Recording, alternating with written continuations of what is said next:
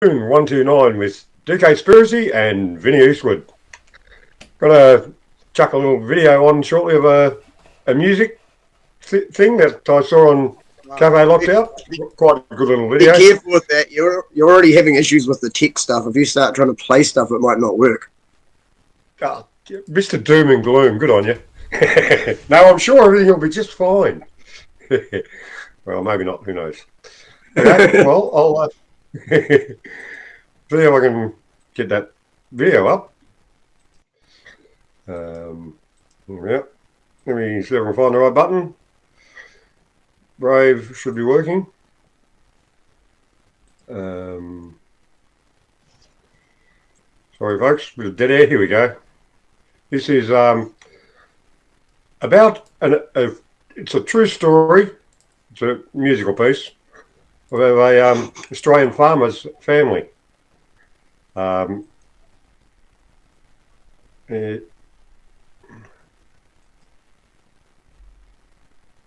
me know how's the audio coming through, if anyone can tell me.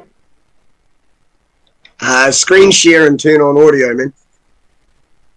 Okay, well.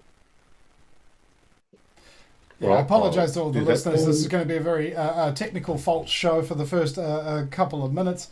And yeah, it's just what we've got to do since they deleted Skype and all the other platforms that could allegedly work just don't work. So we've had to revert to Telegram, and on the fly, we've got to work all these issues out on the air. So yeah, I hope you bear with us, folks. Okay, so, well.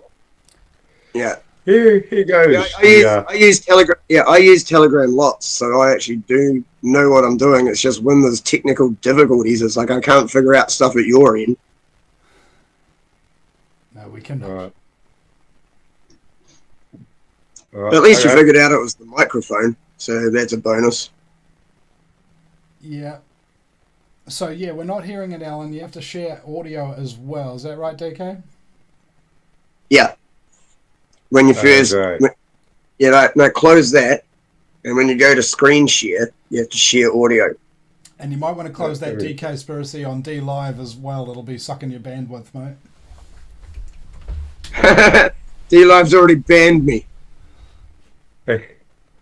today. Oh no! Talk about technical issues. Yeah, they've brought in some new program where. I can't work it out. The way they worded it says they were going to juice people by 3 hours, but it seems like they're only going to try and allow people to stream for 3 hours. And it's only the 24/7 streamers that they've taken down. And not even all of them. If you're playing movies and TV and music, apparently that's okay. But streaming content for 24/7 apparently isn't okay. So I'm pretty much getting close to streaming 24/7 on Rumble because I am sick of this shit. Okay, so you couldn't hear the music when I was playing before. Is that correct? No. I've shared screen, and you said something about sharing audio. What's the story? Yeah, it should be a box in the corner when you first go to the share screen.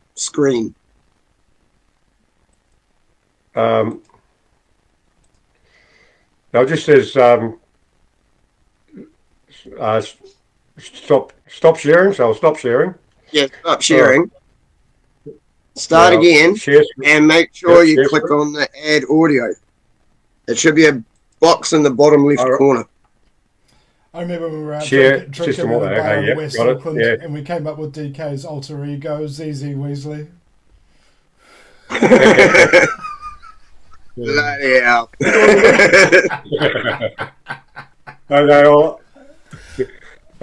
think it's ready to go.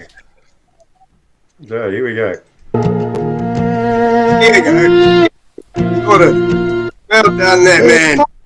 Castlemaine when COVID came and shut our whole town down. Full screen it. And as the kid hit it home, my husband stood full screen as it goes. Little farm alive, whilst I did everything that the government told me to. And I made sure that my kids followed suit. I'd always thought that the end of it all would be another war, and not me and my grown kids sitting here and watching the TV, and not me and my kids watching TV. And outside the windows, the wheat continued to grow as the barley rolled and danced with the wind. As the barley rolls and dances with the wind.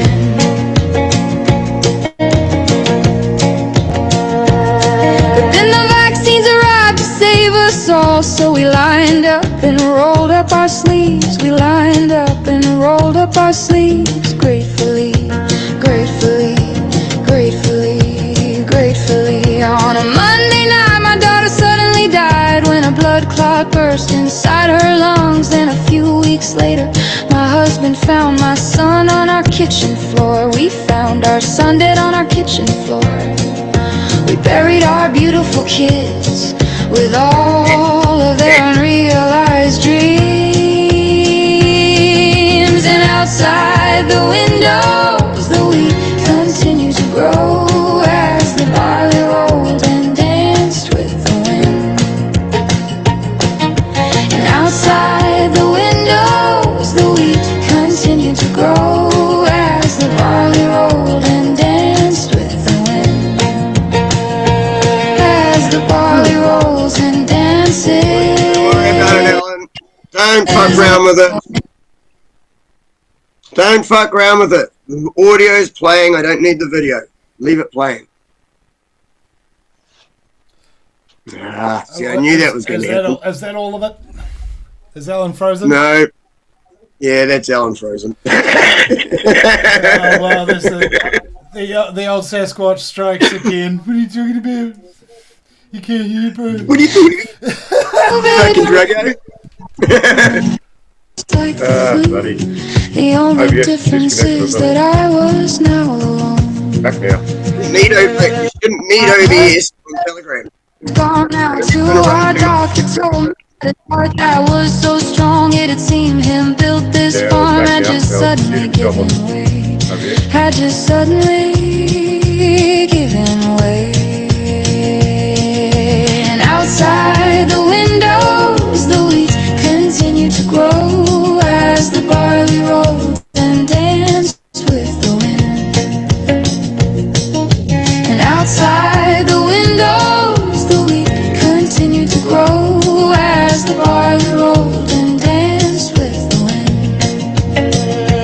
As the barley rolls and dances with the wind. So now I'm selling the farm, I mean, what else can I do? The fences need repairing and the harvest is long overdue. Plus I know the bank will come knocking soon. I know the bank will come knocking soon. And outside the windows, the wheat continues to grow as the barley rolls and dances with the wind. And outside the windows, the wheat continued to grow as the barley rolled and danced with the wind. As the barley rolls and dances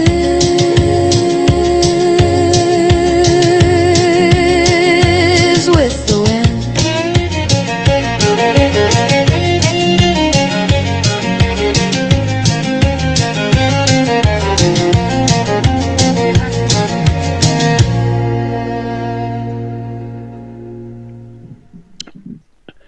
Before I bring my guest on, tonight we're going to talk about the trials and tribulation, the beauty of the freedom movement. But I just want to say from my point, he'll probably say... Yeah. Okay. Here we go. That was really good, man. Go away. Yeah, that was a good song. Really, kind of sad, but yeah.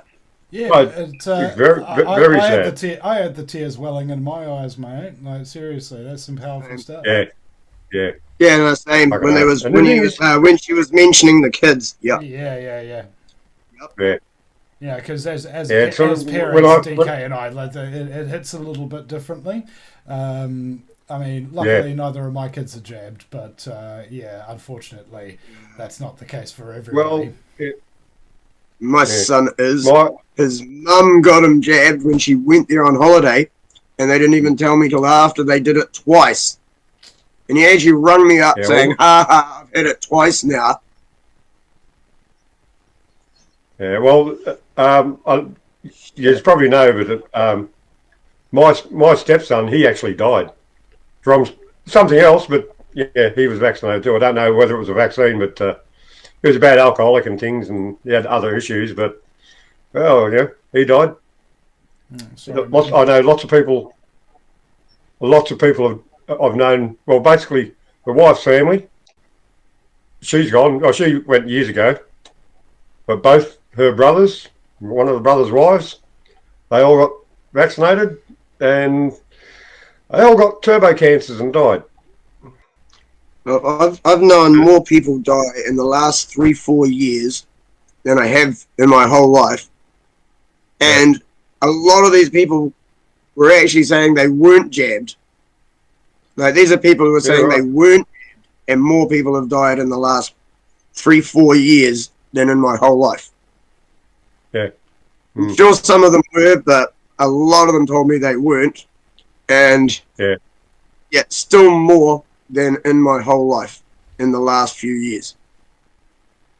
Yeah, it's pretty horrible, isn't it? But that's so how else are they poisoning us? Yeah, but see, how else are they poisoning us? Everyone focuses on the damn jab when there's so many other things that they're using to try and kill us already. Well, I remember. I mean, holy crap! There's the poisoning of the water. There's the poisoning of the air. There's the poisoning of the food. For a start, let alone any medication you're on, the medical industry, the food industry. Like, holy crap! Did you know that this is every part? The detrimental effects of fluoride, for example, are exacerbated by exposure to aluminium.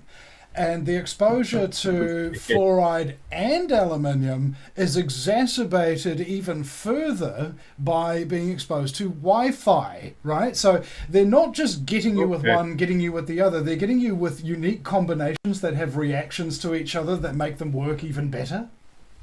The worst part is, have you seen the reactions that occur if you combine aluminium and mercury?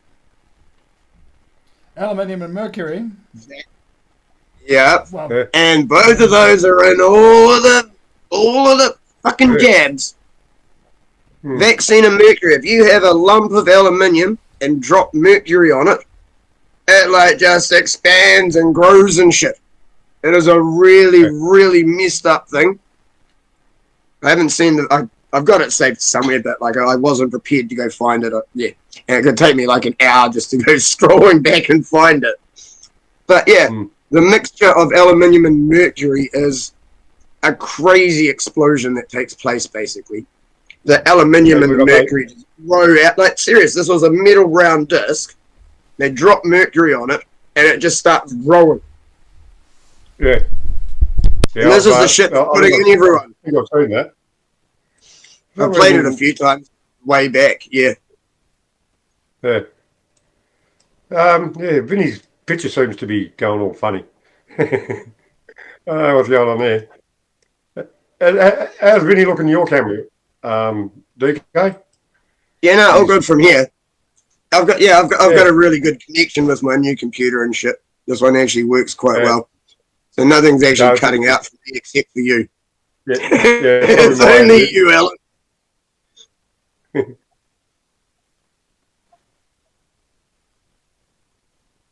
Yeah, I left my flag over there. Yeah.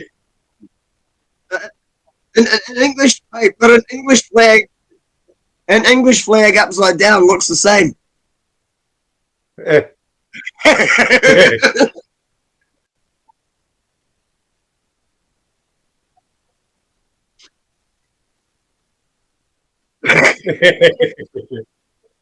No. No, that's because they're the one who caused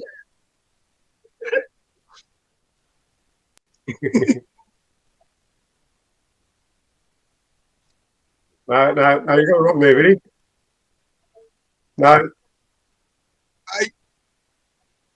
You mean the Olympic? You mean the Olympic? no. The reason the British flag is the same the other way is because they're normally the ones causing the distress. That actually makes sense.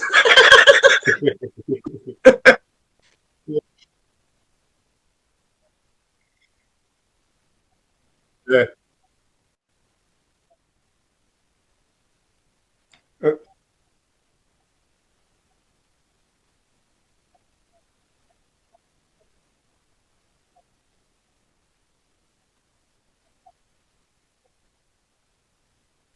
Yeah.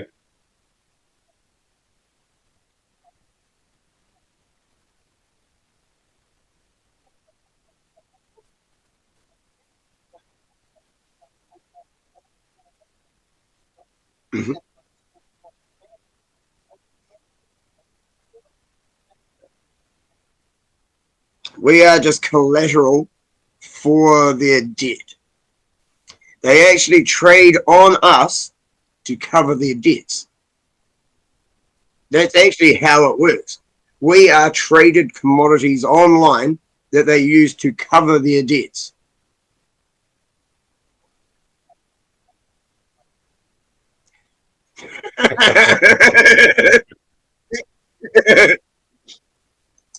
Yeah. But yeah, I mean, that is exactly how it works. That all comes into the birth certificates and maritime law and stuff and all of the rest of that. But that is actually what it is. We are a traded commodity and we are used by these government corporations as collateral for their debt. For how much we're going to earn, how much tax we're going to pay, that dictates how much they're allowed to borrow. Yep. Mm.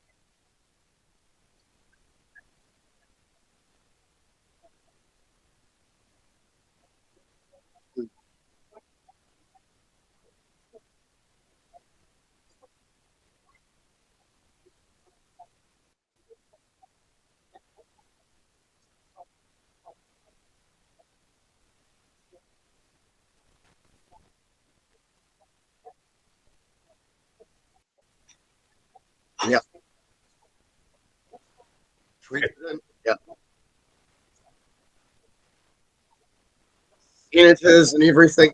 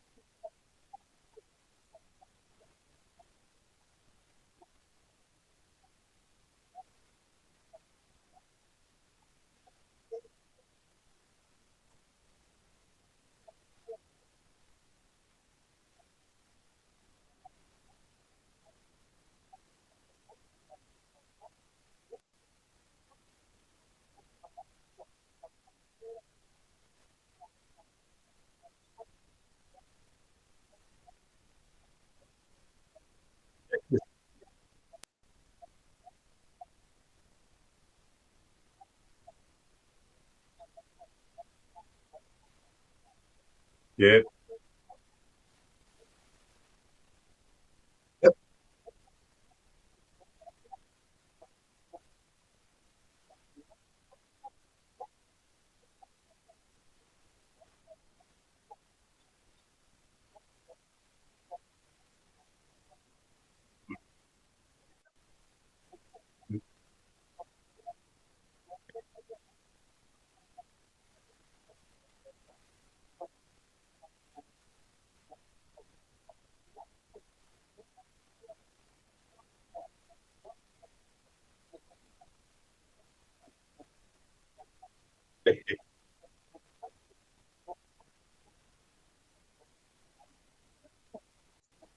Yeah. Mhm.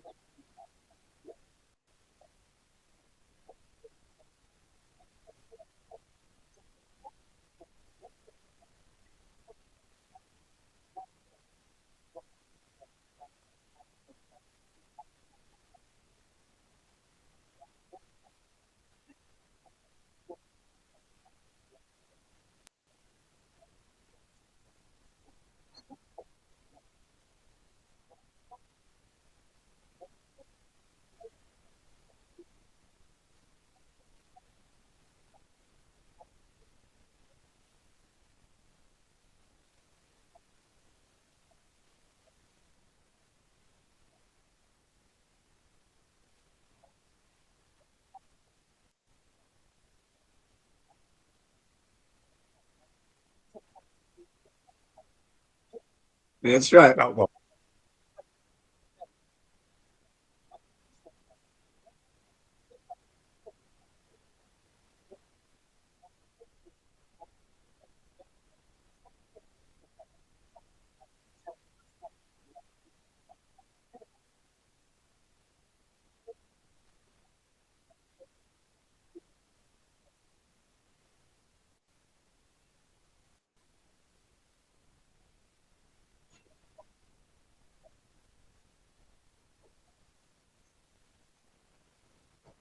Yep.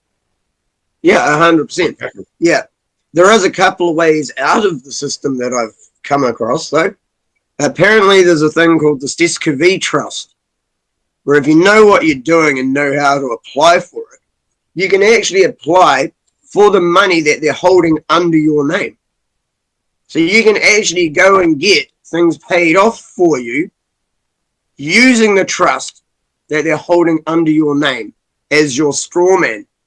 I just don't fully know the process. I've seen only a couple of videos about it. But you can go through a process where you actually reclaim your SEWN Trust, which is the government-owned shares in your name that they trade with. You can actually get that back for yourself. right. Yeah. Yeah. I've heard roughly, I've heard roughly 50 million for most people. Like that much is how much they're trading with us online.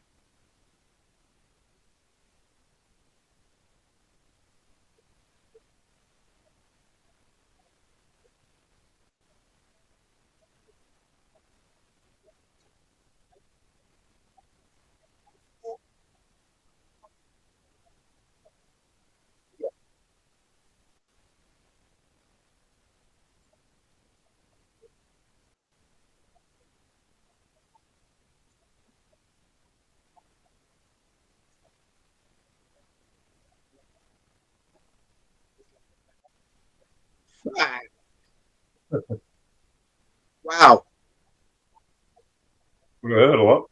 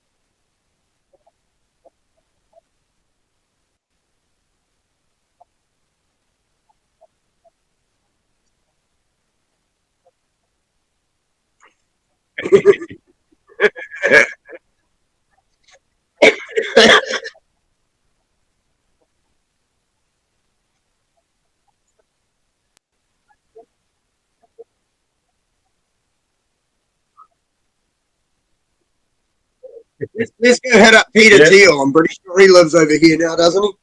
The links are in the description, guys. If anyone's actually watching this and they want to find out about donating to these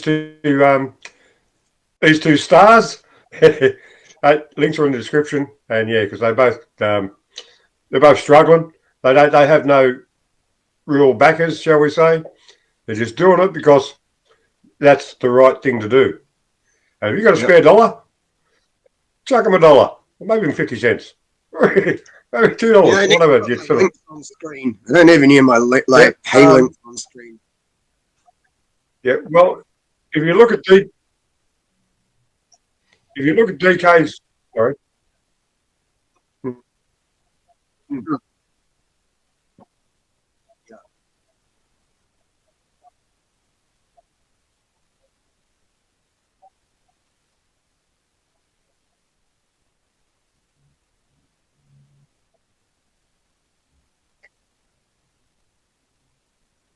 Yeah. Yes, exactly. Yeah, and as I said, the links, if you check out DK's D-Live site, you'll see a banner with Buy Me a Coffee, and you can support him that way. And Vinny Eastwood, links also. You mean on the one that they just shut down on me? What shut down? Yeah, my main channel got shut down today. I haven't been able to work out D-Live's new policy. The way they word it, it says they're going to reduce how long you can play for by 3 hours. But people actually think what they're trying to say is you're only allowed to stream for 3 hours. Yeah. Talk to you later. Someone loves that. I know it's one of my flatmates. He's having issues with winds. They cut his benefit. Yeah, that's a bit issue. That is an issue. Yep. Oh, yeah, I know. Why do you think they changed their name? Used to be called Income Support. Now it's Wins. There's only one person winning in this, and it sure as fuck ain't me. There might be a slight change of subject, talking about changing names. What about over in America, their so-called Department of Defense is now the Department of War? Gee, that's real surprising, isn't it? Because I reckon Trump's stopping all the wars. Bullshit like that. Yeah, Department of War. I remember years ago someone was saying that they're going to do that. They're going to call it war, and then, wars are just going to escalate. And this so-called ceasefire in Gaza, wonder how long that's gone along, because they've still got, the IDF's still got a few people to get rid of, don't they? So they can really take over Gaza and the West Bank. Yeah, well, Hamas the ceasefire is actually based on the fact that Hamas said, we'll continue with the ceasefire if you release the Epstein files. How long do you think this ceasefire is going to last? Because they don't want to release that shit. Yeah. And another thing, a lot of it's honestly just gets worse.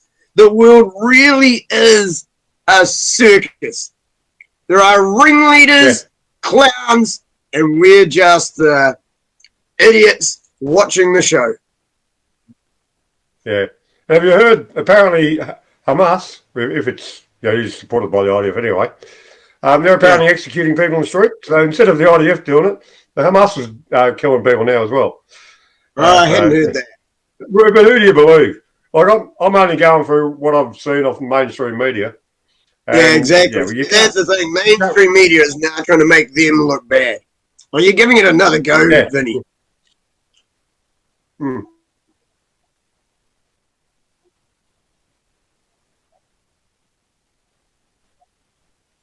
That's how you better. Yeah. But now everyone else will hear you too. Yeah. Yeah.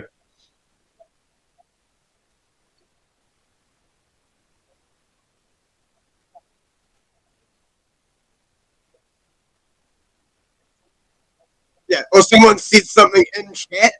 Yeah. If someone says something, you're like, huh? Oh, I didn't even know.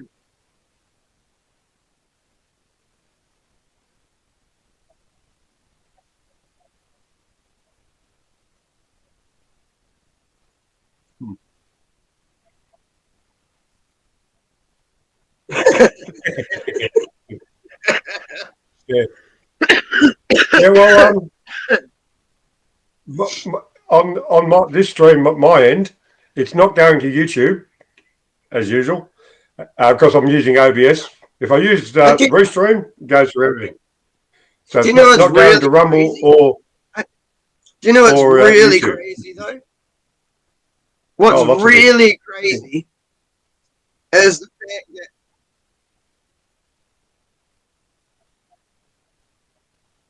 Okay. The fact,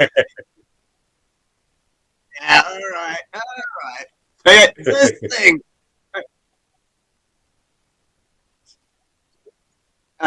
Yeah, okay. YouTube has actually laxed up on its guidelines recently, and DLive has just gone super strict on shit. Yeah. Yeah, I'm actually tempted to see if I can stream on YouTube again, because DLive is now a waste of my time. Yeah,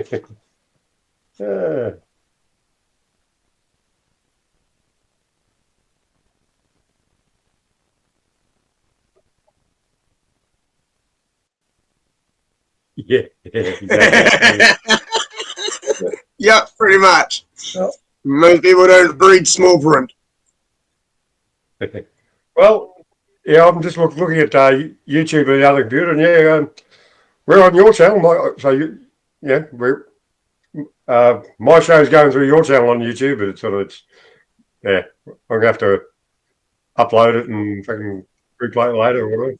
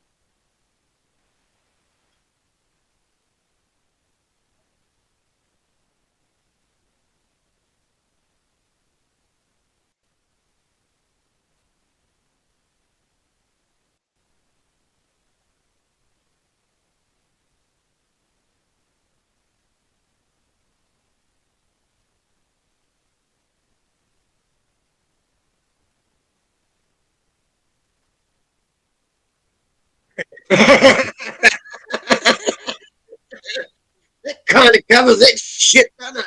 I think that sums it up nicely.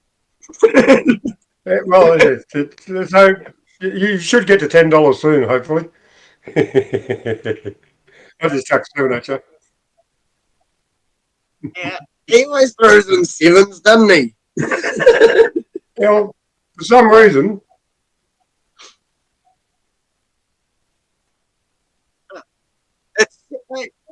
it's 7 or 70. I'm on $77. $7 or 70. Well, I'm not that rich, actually.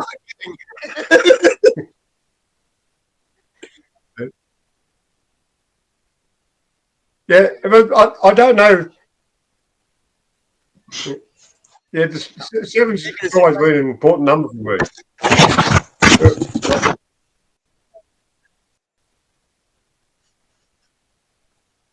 What? Sven, all that. Yeah, come on, here's a Vinny joke for you. Vinny joke, yeah. They're like dad jokes, but worse. It's like he does the news, but worse. Dad jokes, but worse.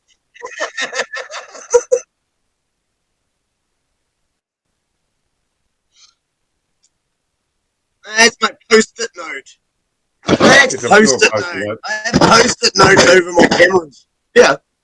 I actually have Yeah, post-it notes over my cameras.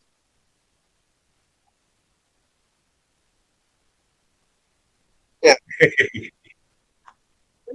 Haven't tried heroin. He can't afford heroin. For that. Pretty sure he can't afford heroin. Serious, I almost got killed for that because I wouldn't inject. I almost got killed the first time I went to try heroin. I said I'll smoke it, but I'm not injecting it. I almost got killed because they thought I was a narc. Well, if you had you taken it, you might have got killed anyway. Crazy youth and shit. Yeah. That's a very trendy looking. Yeah, I did. It took me and my mate. It took me and my mate 45 minutes to talk them out of fucking throwing me into a boot of a car and taking me out to nowhere. Took 45 minutes to stop that happening. Yeah.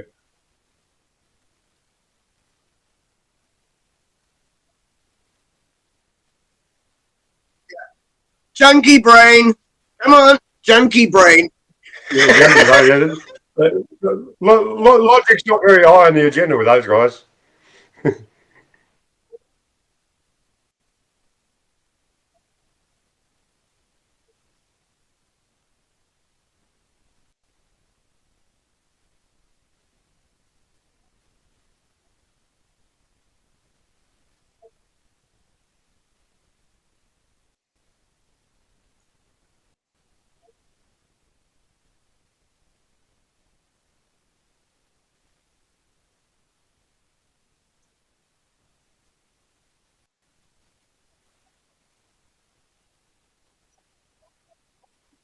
Bonus.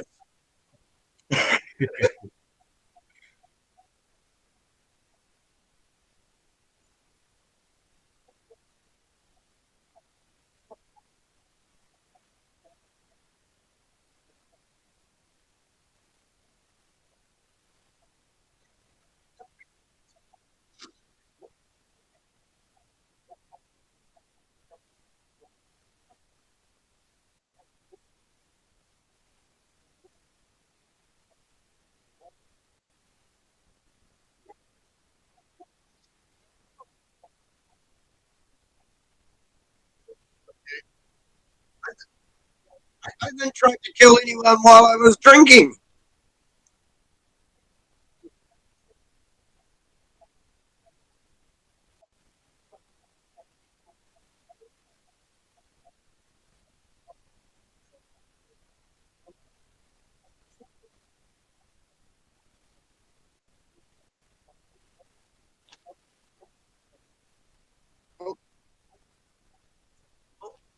Actually, it's actually interesting you bring that up because they are not trying to add in the correlation between the prescribed medication and people drinking. So they're not actually saying it's the pills when they mix it with alcohol that makes people go crazy. So they kindly for the pharmaceutical companies, they kindly leave out the fact that that is an aggravating factor. It's like, no, let's just focus on the alcohol or the weed. It's like, no, you've already got them drugged up on legal drugs. But it's not any of them, honest. Yeah, how surprising is that?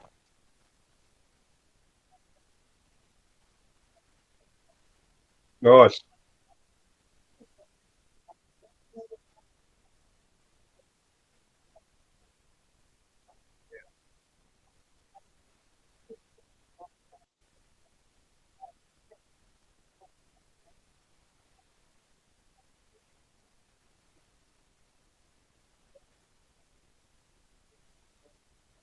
Yeah.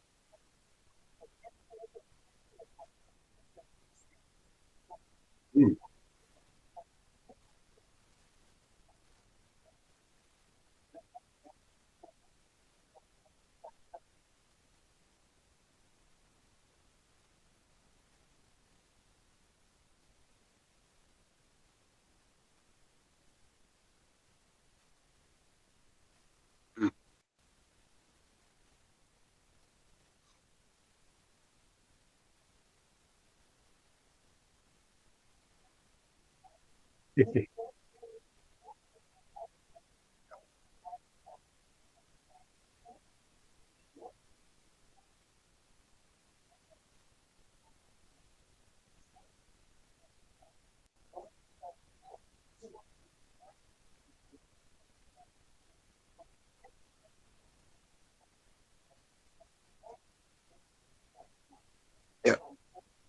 I,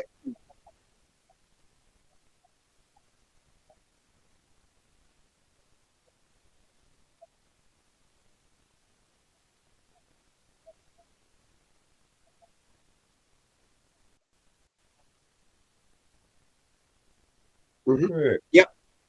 I, I, I didn't know there'd been a research.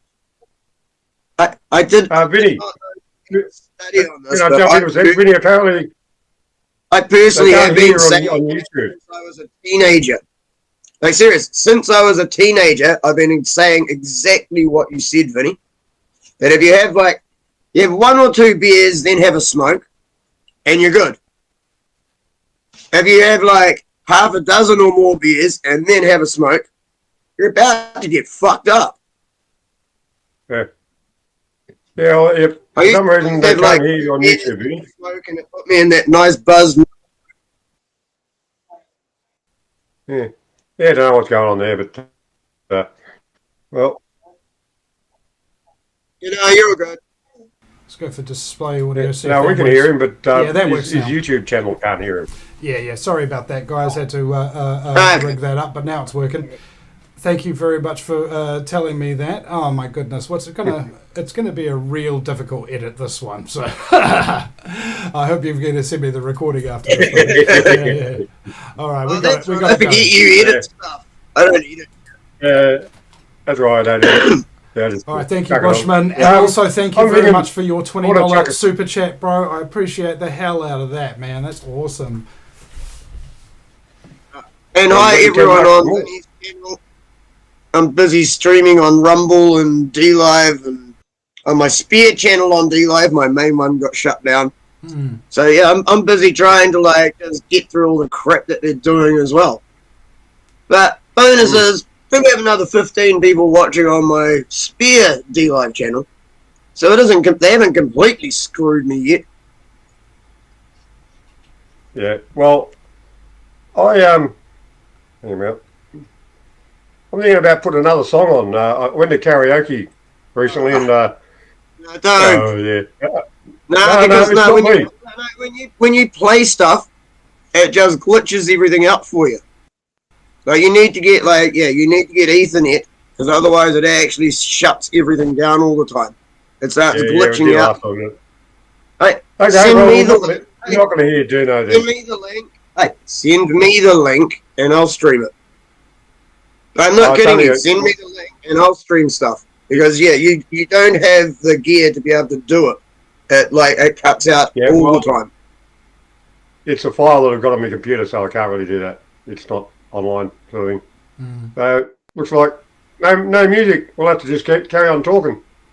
Oh, I can play some music if you want, but I don't know if you want that. Yeah, actually, It seems the music I've got saved. Yeah, what's that song? I don't know. I can't remember. There's one song of yours that you played that I really like. It's got a real heavy fucking beat. Boom, yeah. I was one of the ones made for me. No, this one's just. You talking to me? Yeah, well, yeah. Nah, that's not what he said, you idiot. He said, what are you talking to me?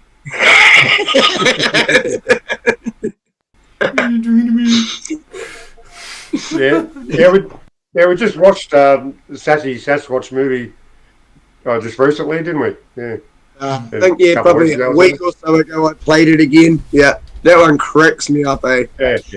Let's see, the Sasquatch is awesome. Yeah. No, it's good. I actually like it more than the Big Les show. Yeah, me too. Actually, yeah, it's definitely more. It's more metaphysical as well. Like, I just wonder, successful spin-offs. Yes, you can have successful spin-offs, but have they been more successful than the original? You know, like I recently watched Stargate, and what's it called? They had all these Stargate TV series, which the director and producer and writer of the original Stargate movie didn't even play a part in. Like, they weren't even allowed on set, kind of thing. That franchise was like freaking huge, right? It went for ages, multiple different series and seasons. TV series. I never watched any of it. I only watched the movie. Yeah, and the movie. Seriously, I watched the movie. Yeah, right. I never watched the TV. Yeah. Yeah. I watched most of the series, and I quite enjoyed them. Yeah, they're sort of. Vinny's picture's gone funny all of a sudden again over here. He only froze up for a couple of seconds. It was all good. No, serious, it was a couple. But yeah. The other computers doing funny things. Oh, mate. Well, see, that's the problem as well. It's like getting your tech sorted is so hard. Like, in order to get my green screen working and the lights going and OBS going, get the microphone set up properly and have it tweaked properly, and then have the mix on the output and all. This is like an 8-person job. Right? Like, people don't realize like why there's such a huge crew and stuff like that in the live newsrooms is because it's one job to just be able to monitor the audio kind of thing and one person's job to tweak it, just things like that that by yourself, and you've got no crew and you've got no budget, is remarkably difficult, and often people don't know what it takes, but ultimately at the end of the very first thing that you should be concerned about when you're doing a show and is that audio, man. If that audio is not good, people cannot listen to it. Like, people can watch a movie if the image is shit, as long as the audio is good, kind of thing. But if the audio is bad, the brain just can't put up with it. It is so grating and so difficult for the ears to listen to that people just switch off. It's pretty ruthless. Oh, fully, exactly. The song that you were playing before, that was exactly the case. I said, don't stuff around with it. The audio's playing. And you tried to stuff around with it, and then everything cut out for a second. So, if the audio's working, leave it alone. Now, well, where I'm living, I've only got a Wi-Fi sort of thing, and I can't get a phone line. So I'm going to have to move house so I can get a proper phone line. But one day, they're going to kick me out of here. I've been here for a decade or so, and I'm probably trying to move on soon. But, I'm quite sedate in the little corner of the world. Work's just I work at the bakery, just up the road, and that's quite a good job. It's pays all right, and luckily, I'm just lucky, I guess. I just thought of a great name for a bakery. I need another beer. So a great name for a bakery. What was it? Born and Bred. The Born and Bred Bakery. Yeah, that's a bit crummy. You might make some dough. I'll get a rise out of that one. You might make a little bit of dough. Who knows? I'm rolling in dough, mate, but they only pay me crumbs. Yeah, I mean that's fine for bread, but I think we need to send some more subjects into this matter here. Yes. Well, a few raisins. Raisin suspicions. We're talking about current events. Yes. Yes. Okay, stream's gone down to one viewer now, and it's me. Okay, thank you, Alan. I'm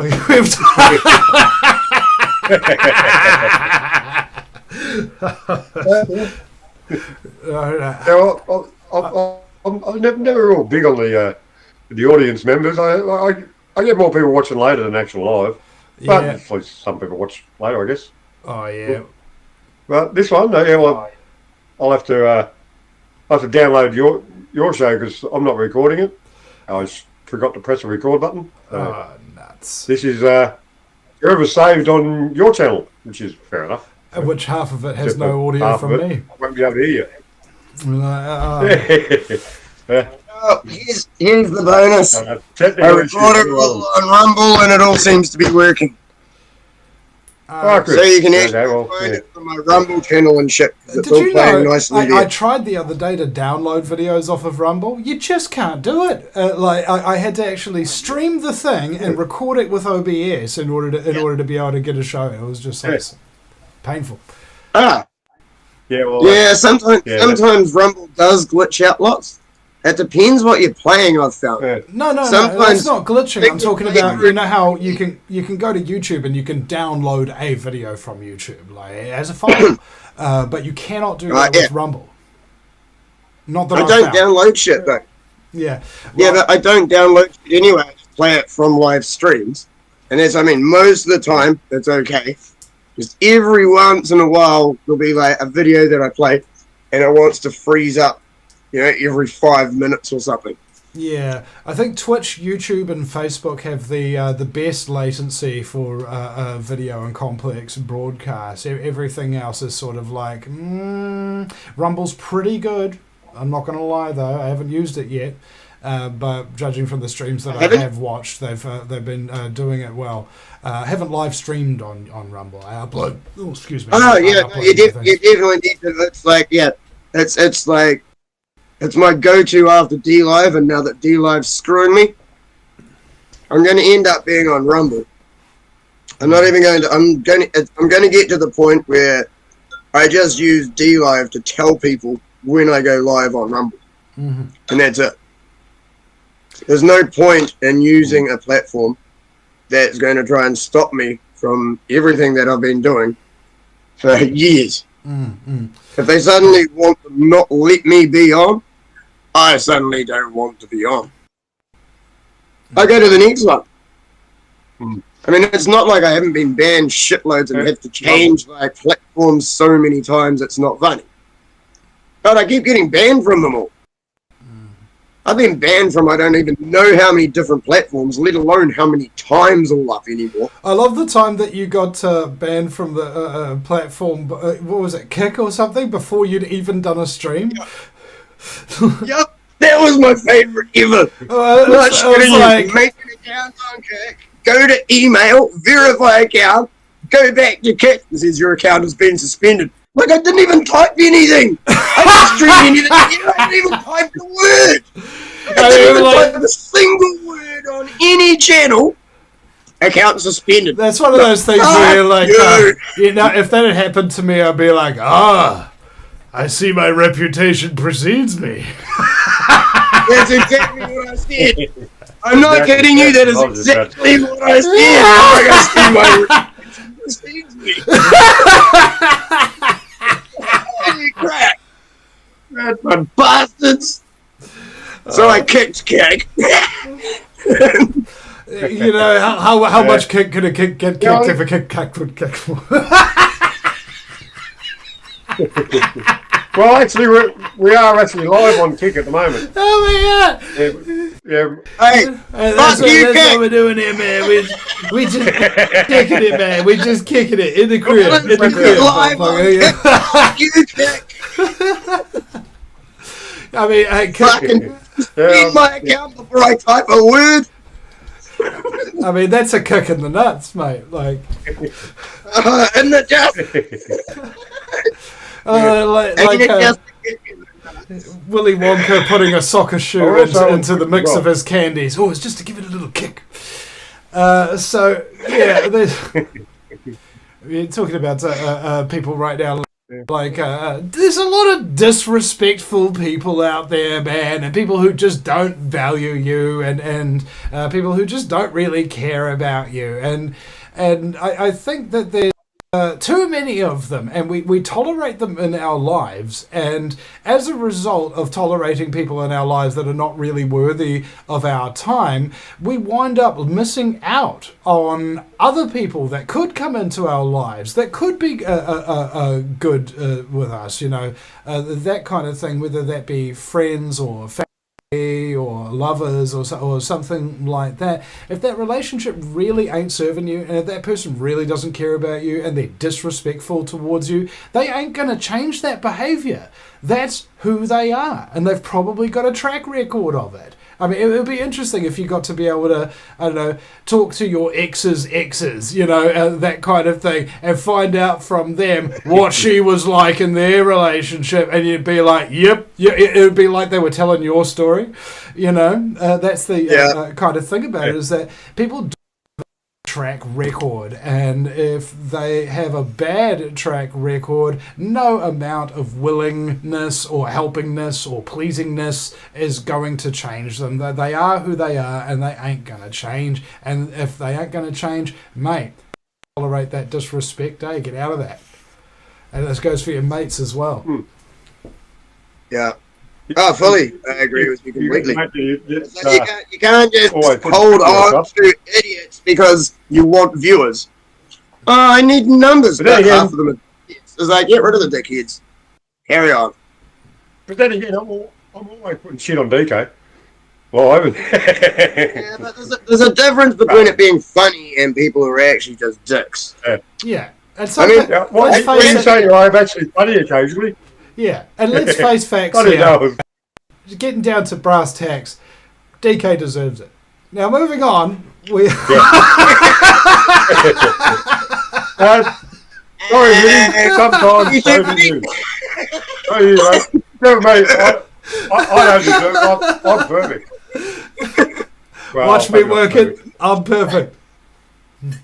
Is that what you keep telling yourself? It's got to be. Sorry about that. I try to. It reminds me of like the late 70s or early 80s. You still get to smoke inside. Like I remember Steve Hughes. He has this bit in one of his comedy sketches about how there's no more smoking on the earth, and he goes into Belgium one time, and he like looks at this bar, and he like double take, like, what? And there's people smoking inside. He was like pressed against the glass, kind of like he was like looking at some attraction from an amusement park of a bygone era, or something like that. It's like, you can't smoke anywhere on the nobody. And this is another thing, like people are like they don't like smokers, right? Oh, they're like, oh, but it makes my clothes smelly. Well, have you heard of a washing machine? Like here's the thing, people don't talk about the health benefits of smoking. All right, it increases your cognitive function, helps you to think clearer, it reduces your anxiety and stress levels, and regulates your bowel movements. Those people that are really stressed out, full of shit, kind of stupid? Non-smokers. Yep. But to be honest, it's more about the nicotine than the actual smoking, because of the extra shit they add into the cigarettes. Not to mention uranium. Actual nicotine. What was it? Bill Cooper in Behold a Pale Horse. I listened to it for the first time the other day, audiobook, narrated by him. It was, and how long is that one? It's like 7 hours. No, it's only a couple of hours long, and I thought surprised with that. And so he talked about uranium and radioactive contaminants being deliberately used in tobacco farms in the United States in order to increase the amount of cancer in the general population for the depopulation agenda. Now, organic tobacco called Manito that's grown in Germany. Now, the question is, and again, you raise a very salient point there, DK, about the amount of additives and things of that nature. Like, for example, eating a lettuce. That can't be bad for you. It does if it's got herbicides on it. Oh, okay. And it's even worse if it's got pesticides on it too. Oh, okay. It's even worse if it's been grown in nutrient deficient soil, whereas no actual nutrients in the land. Oh, okay. You see, there's all these factors that make what something or if it's that a might GMO seed. Or if it's a GMO seed, or if Bill Gates is involved and it's got a peel sprayed all over it. Mm-hmm. Like, holy crap. You know, and as I said earlier, like every different sector Wash your food, is all folks. working together to screw us over. It isn't just one of them, it's all of them working together. And like the food industry's in touch with like the CDC and the FDA and all that. And they're all in touch with each other. It's like, oh yeah, we'll give you money, approve it. Mr. Volts in the chat says cadmium. So, like, I believe cadmium, lead, arsenic are some of the byproducts that wind up in the fluoride slurry that they get from the phosphate fertilizer industry that winds up in your drinking water. Now, what was interesting is I was listening to hydrofluorosilicylic acid. Sure. And I was listening to a presentation that I filmed in 2013 where 3 medical doctors, one of them a dentist, were speaking out against the effects of fluoride. And in one case, they showed a case study where the council was successfully lobbied by the community to get fluoride out of the water, and then they put out a press announcement saying that we're going to continue to fluoridate the water for the next month until our stocks are depleted, because we have no other way of disposing of toxic waste. I'm not yet. You can't freaking make this shit up, bro. You can't make this shit up. Oh my god. It's actually worse than that. It is so toxic. They cannot bury it. They cannot put it into lakes, rivers, the ocean. But they managed to sell it to governments. They actually sold toxic waste to governments, and they put it in our water. See, it's actually worse than people realize. They're not actually allowed to dispose of that anywhere. So they sold it to governments as a benefit. Okay, so what absolute shit there's a critical mechanism within that state that I believe Professor Paul Connett mentioned in a video that I made for him, was that there is a vague area within local government legislation regarding the distribution of toxic chemicals and the sale of registered products. It is illegal to dump toxic chemicals into the water supply, but it is legal to dump products into the water supply. So if they sell the toxic waste as a product, then they can put it into the water supply. Brilliant! Is it evil? But brilliant. Yeah, but they can't. Can I grab the floor for a minute? There's a couple of councils in Queensland, apparently, quite a few councils, that have stopped fluoridating their water, not for the health benefits or anything, because they can't afford it. Because they're going to pay fucking so much to buy this fucking shit. And it's and they've stopped fluoridating water, not for the health benefits, but seriously, because they can't afford the poison. Council's broke, so they can't buy the shit. Just imagine one of these councillors going to his New World Order overlord. I'm sorry, Master. We don't have enough in the coffers to be able to poison the people as you asked. Why not?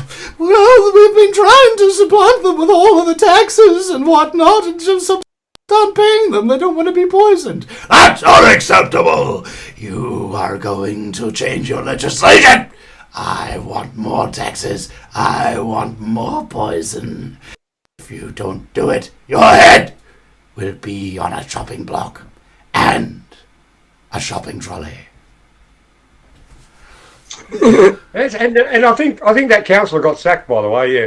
It reminds me of the joke about the. Do you know what happened to the wood shop worker who sat with his legs open next to the bandsaw? He got the sack.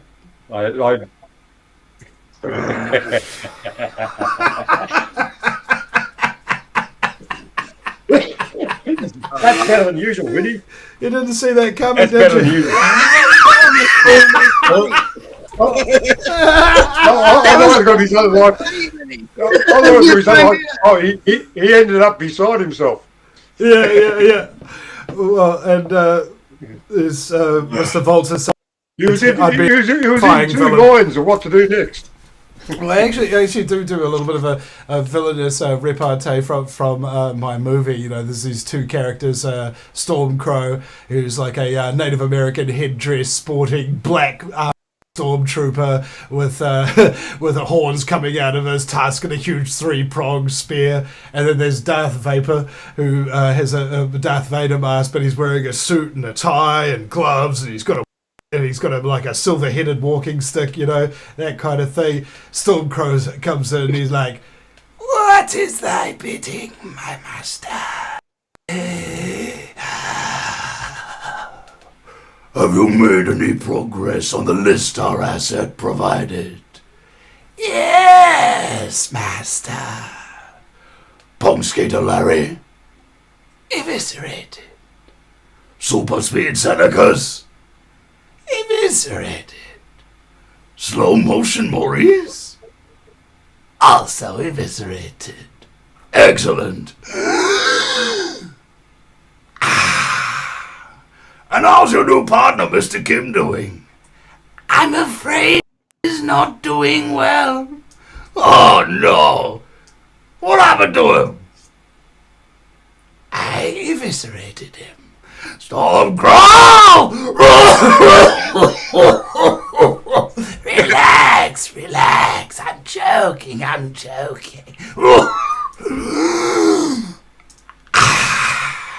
Really? No, I eviscerated him.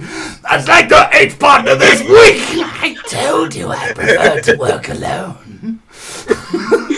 Dude, you sound like the Skeksis out of, like, what is it, the Dark Crystal. Yeah, you've got a hell of a voice there, Eddie. That's the one. Roast nabbering, my favorite. Like I just listened to one of my back in the day, like 2013 one. I forget which episode it was. It had SpongeBob SquarePants in the title or something. I was doing it with the thing, and my impression of Patrick the Starfish and SpongeBob were like spot on. I like cracked up laughing so hard, bro. It was like, oh, SpongeBob, I don't know what we're doing today. I just want to stay home and smoke weed. Oh, come on, Patrick. We have to get out of here. There's lots of things going on in the world out there. It's just, I don't know what it is about doing. I just love doing, you know, and I think I'm actually reasonably good at it. Like when I did the Grind Spot, the movie radio play, I think you probably get a job doing that. 14, 18 voices. Yeah, I've just my radio play to Piranha Talent Agency and Big Voice. I tried to put one on there, but the file was too big, sort of thing. I've asked them for their email. Like my mate Willie, who I jam with and do in the band, he was saying, "Yeah, man, you should do voice work. You can get some real money for that." So you know, I've put in my applications and hopefully something comes of it, because ultimately I need a way to finance my Truth campaign and to provide for my children and just get the things that I need to basically survive, kind of thing. And if I could just like jump into I've got my studio right here, you know, you could just have somebody send me a script, edit it myself, chunk, and it's done in a day, and get a pay packet for it, mate. That would be great. Well, let's see if I can get my cartoon working in. I'm trying to get a cartoon going, but my mate who's doing the animation is dropping the ball. He's made the characters, but now that I've started doing the script, he hasn't kept up with making anything so far. Yeah. But he has actually made all the characters so far. So, if well, those characters voiced... You need to send me your script. Yeah. I mean, I do. I'm only going to be able as well. My throat's stuffed now, so I'm only going to be able to do one voice. So after that, it's a matter of finding other people who can do the others. I mean, there's a character that basically Alan is going he might be able to help you. No, he doesn't know that yet, but there's one character Alan's going to voice. It's Bezza the Ibis. What? What? Yeah. You're the dickhead from Australia. Oh, there was another thing. Like, it reminds me of poo geckos. We've got these birds in New Zealand called poo geckos. Now, they're not indigenous to New Zealand. They're actually the Australian purple swamp hen. And they are bastards, right? They are vicious creatures that are really mean and real nasty. Like, my mate Willie was telling me he used to work as a bus driver and go like staying at backpackers and stuff like that. And there's this beautiful duck with her little ducklings and stuff like that coming into the back where all the backpackers are partying and stuff and showing them round and giving them bread and stuff like that. There's these German girls feeding them a little bit of bread. And this poo gecko swoops in, doesn't even stop, goes shh, grabs one of the little baby ducklings by the neck and swoops off. And everyone's like, oh, oh, oh. And then the girl started crying. Like, these things are bastards, man. Sounds like an ibis.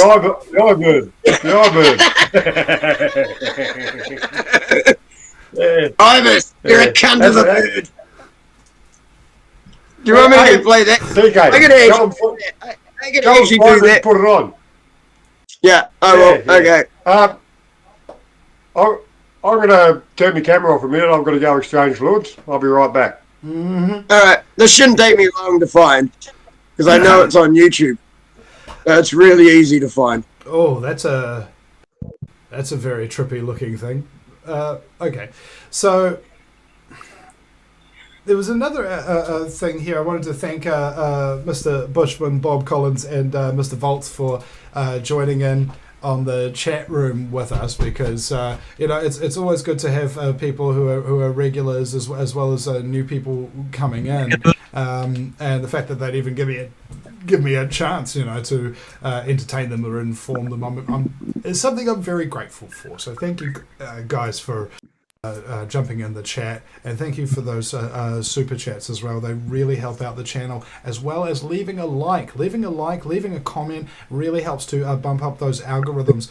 I think it was something like 70% of the viewers on my channel in the last 28 days have never been to my channel before, and that's because of all the people dropping all those likes on it. It starts to bump up that YouTube algorithm and turn my videos into the suggested videos that people will go to next. And I'm banking roughly 100% likes on my videos, as if somebody watches my video, there's like 100% chance that they won't dislike it, which I thought was quite extraordinary. So I'm grateful to all you guys. That's cool. Just as an aside, I go on lots of panels on YouTube. You wouldn't believe it. I actually go on lots of panels on YouTube. And about 2 weeks ago, I was like, jumped on someone else's show. The dude had I think I was on his show and it got to like 23 or 24 viewers, and he's like, this is the most viewers I've ever had. Within an hour, it got to 141 views, and it was just me and him talking. And it got to 141 live viewers. Mm. And that's good, man. Here's what I mean. Some people like me, some don't. Yeah. What was that? I mean, at one point, D-Live was promoting me. D-Live doesn't promote me anymore. Well, no, they banned you. Again. Yeah. It's lucky I've got a spare channel. Yeah, and I don't think people really understand like what it's like to have your stuff deleted. It's like, for me, it was very similar to what Jordan Peterson said, is that when he met people who've been deplatformed, it was like being diagnosed with life-threatening cancer. You know, like it's that big of a blow to you, you know? Definitely PTSD. I would say that much. It definitely traumatizes you when you find out that everything you do is going to be banned, no matter how much time and effort you put into it. Yeah. It's definitely traumatizing. So, Anyway, traumatizing. Let's watch the video. Here's the song to traumatize Ellen.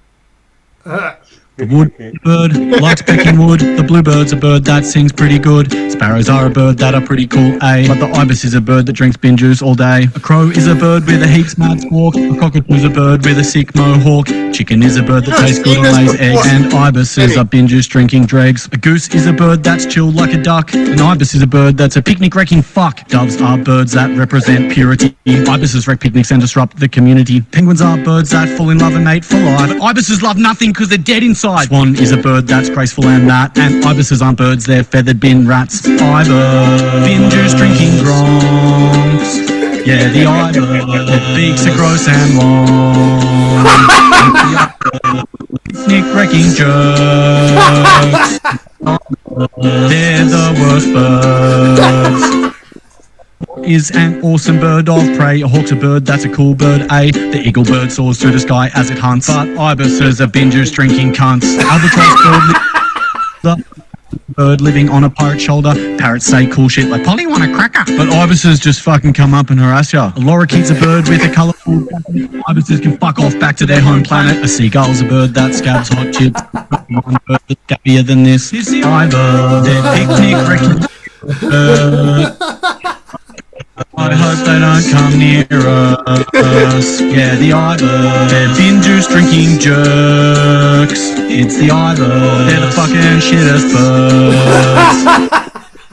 Picnic wrecking burden on humanity. A dumpster diving bin chicken disrupting the community. Annoying the general public at every opportunity. Disgrace to feathered creatures bringing shame on the bird family. If there are any ibises watching this, firstly, there's no bin juice here, so you can fuck off. Secondly, get a job and fucking do something with your life. Sort it out. You're on the road to nowhere. Go migrate to that like in the middle of the Pacific Ocean or some shit. I don't know. I'm not your dad. I can't tell you how to live your life. Just stop wrecking everyone's picnics. Fuck. It's the ibis. It's the ibis that's ruining your lunch. It's the ibis. What a fucking kind of a bird. I'm kill myself.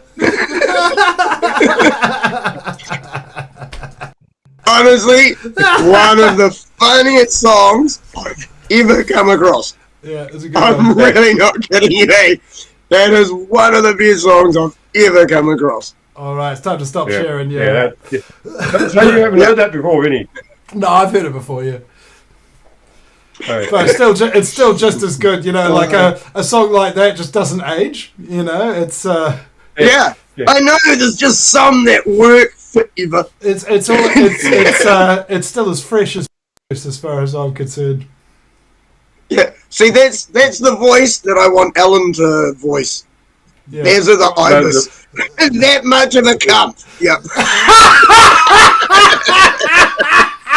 You're fucking talking about you son of a fucking egg. He's one of fucking ibis there, like. That's not kidding you. Like Vinny. I'm basing the character on another Aussie I know who is a dickhead. Yeah, Alan for the voice of it though. Yeah. But, yeah.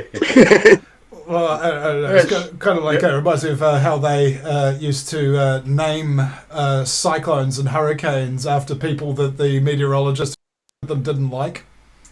You know. I don't like Karen. Cyclone Karen. Cyclone Karen or something.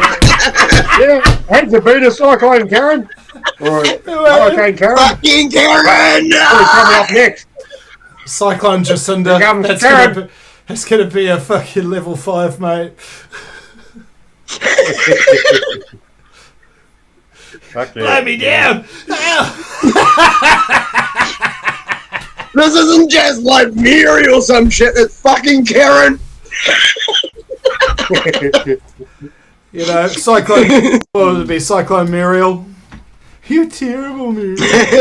Oh, Muriel! You're terrible! And that's probably category 2. Category 3. Yeah. Jacinda definitely category 5. Yeah, like people like to get that shit in a hurry. Sorry, Dame Jacinda, and everybody was like talking about her, making her fun of her teeth, you know, making I think making horse got jokes the last about letter wrong. Dame. No, they got the last letter wrong. It's D-A-M-N, not D-A-M-E. Jacinda. So you know, a lot of people were making fun of her because of her teeth. You know, saying that she looks like a horse. You know, people would say like, "Oh, what does Jacinda say when it's cold?" No. And you know, she'd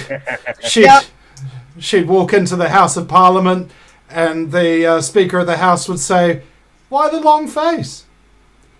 And then she'd pass a bit of legislation, and the Speaker of the House would say, "And the nays have it."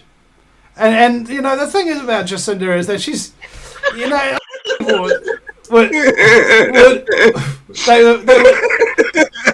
that was actually a good joke, Vinny. Well done.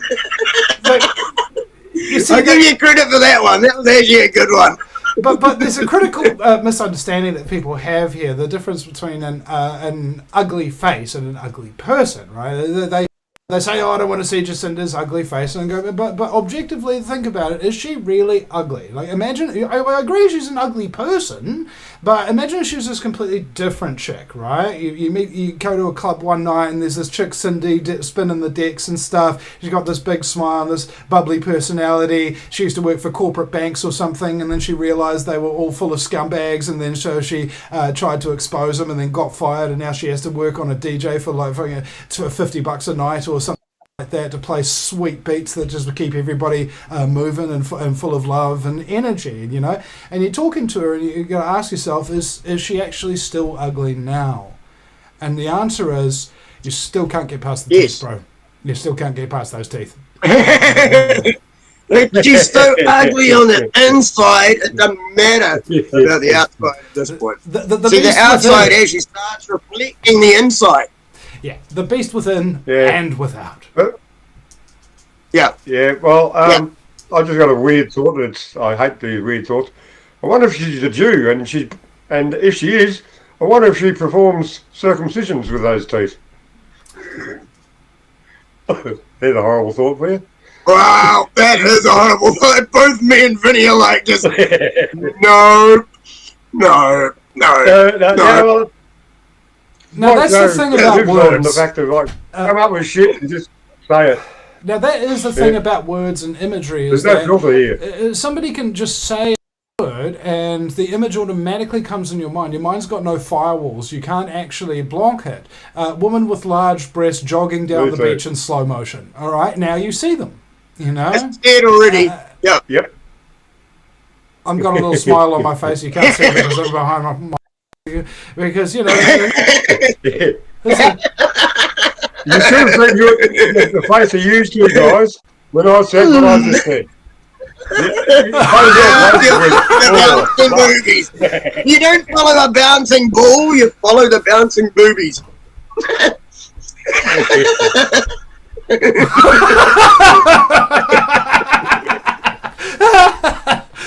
So you know, and Dilip Fonbar has just reminded me of my name for Dame Jacinda is actually Jizzy. I named her after the pimp in Grand Theft Auto San Andreas, and she just works exactly like a pimp, and just like John Key before her, she sold out this country knighthood from the crown, and this is how you get knighthoods, in my opinion. But Sir Peter Jackson has got a knighthood. He didn't do anything bad to New Zealand. Yes, he did. Anybody who worked in the film industry prior to the production of The Hobbit had these things called employment rights. Okay, they weren't all. Was it The Hobbit? Was it The Hobbit or Lord of the Rings? No, I think it actually started with Lord of the Rings. Well, maybe it started, but Hobbit certainly finished it off. He had the John Key Prime Minister, who's a former Federal Reserve banker, had a meeting with the heads of Hollywood saying they were going to make The Hobbit in New Zealand. We needed to make sure that they could push everybody really hard. No unions, no employment rights, no overpay, no frickin' statutory holidays, nothing. You are now all private contractors, and you have to hire a taxman or whatever, or do your own taxes and things of that nature. All right, that's what he did to this country's quote-unquote film industry, and because there's such a small audience here, like we've got like 4 or 5 million people, that's not a film industry, that's a film service. The only money that people make in New Zealand off of film is when they're making stuff for those foreign film companies who are coming over here because of the tax breaks that the New Zealand government actually gives them for shifting their productions here. They're taking from one pocket as they're giving into the other. Yeah, I'm not sure if we talked about this or you were talking about it and I was just in one of your chats. But yeah, we've definitely had, like, I don't know, maybe a one-sided conversation about this before, Vinny. I can't remember if we did it on a live show where we were talking or if I was just typing in your chat on one of your shows about all of this. But yeah, we've definitely had, like, a conversation in some form about this before. Yeah, so if anybody else turns up and it's like, I am now Sir Vinny Eastwood, you know I sold out, bro. Like, goodness, what did he do? What did he do? You know. Yeah, pretty much.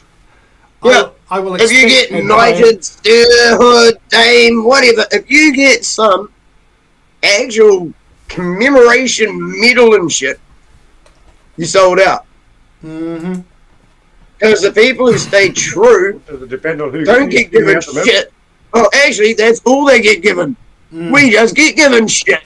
And we don't get anything for what we do. Exactly. Other than given shit. Well, that's not true. People give us encouragement. People give us likes. People share our stuff. Comment on it. In some cases, they share very personal stories that they have. They share links and they share their knowledge. They give us money. I was meaning like government recognition. Oh, of course. And so this is the main principal difference, to put a fine point on it, between government organizations and community organizations. Right? Community organizations, everybody pitches in, everybody becomes a part, no matter how much or how little they all play their own little part in order to contribute to the whole. Government ones, they just do things, right? And they take your money in order to be able to do it. And people have to keep giving them money, because if they don't keep giving them money, police or some other kind of government agent will come onto their property or their or whatever the hell, and basically put the fear of God into you, right? You know, this is how we know we're not free. If you stop paying taxes, you wouldn't just get away with it, kind of thing. Now, you've got to go through, I don't even know if we can do it in New Zealand, but in America there's a process you can go through to stop paying taxes, but it's about 3 to 6 months worth of paperwork backwards and forwards, completing this process. But if you spend this 3 to 6 months doing that, you no longer have to pay taxes. Until they decide to actually do something to you, like they did in Ruby Ridge. That man became famous because he was homeschooling his kids and he wasn't paying taxes. He filed in the courts and he did everything in a proper way, and so they decided to make an example out of him and they executed him and his children, you know? That's kind of the risk that you take. Now, this doesn't mean that people should take risks, okay? Wars have casualties. People go into battles not knowing whether or not they are going to survive. They go because they believe in the cause. And the question is, do you believe in the cause of freedom enough to sacrifice your sacred honor and even your comfort, safety, or your life? All right? If you believe that, then go right ahead. You know, you shouldn't really have anything stopping you if those are your true held beliefs. Not much to fear. Like, serious, I got not much to fear. What am I going to lose? Dude, I've got like next to nothing. What am I going to lose? Come at me. I was talking on the show earlier. Pretty much same way, yeah.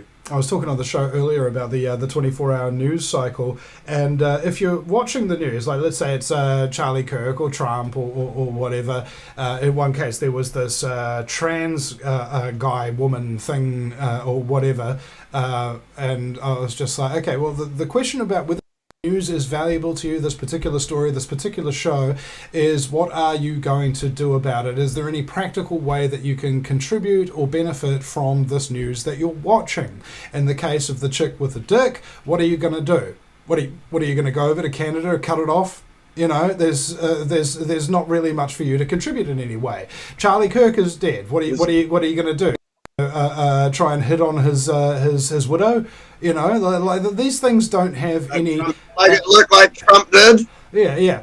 I mean, these things don't have any real practical benefit whatsoever. The vast majority of the news cycle is just noise that distracts you from doing anything useful to destroy the New World Order's apparatus of mind control and slavery.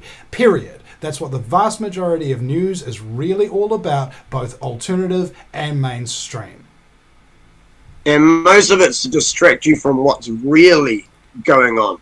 Like the digital ID, I believe, is the scariest thing that they're trying to push right now, because I know exactly where it's heading. If they get digital ID through, then CBDC follows, and then social credit scores follow. If we allow them to do this, we're screwed. It is that simple.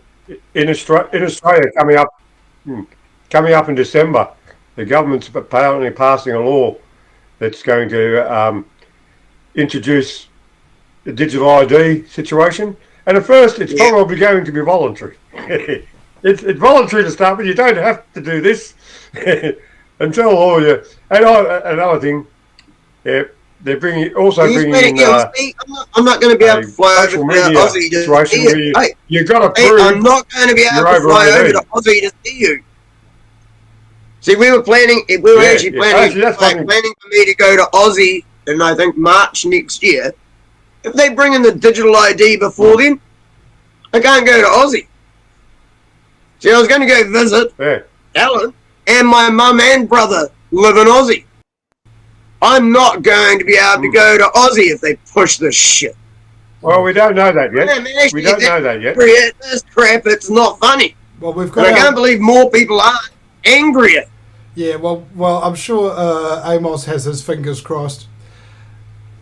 That the dude, he was the one who wanted to pay before you. I know, right? No. He said he was going to pay for the ticket for me to go over. Yeah. The only thing that is holding me back is waiting to see what they do with the digital ID.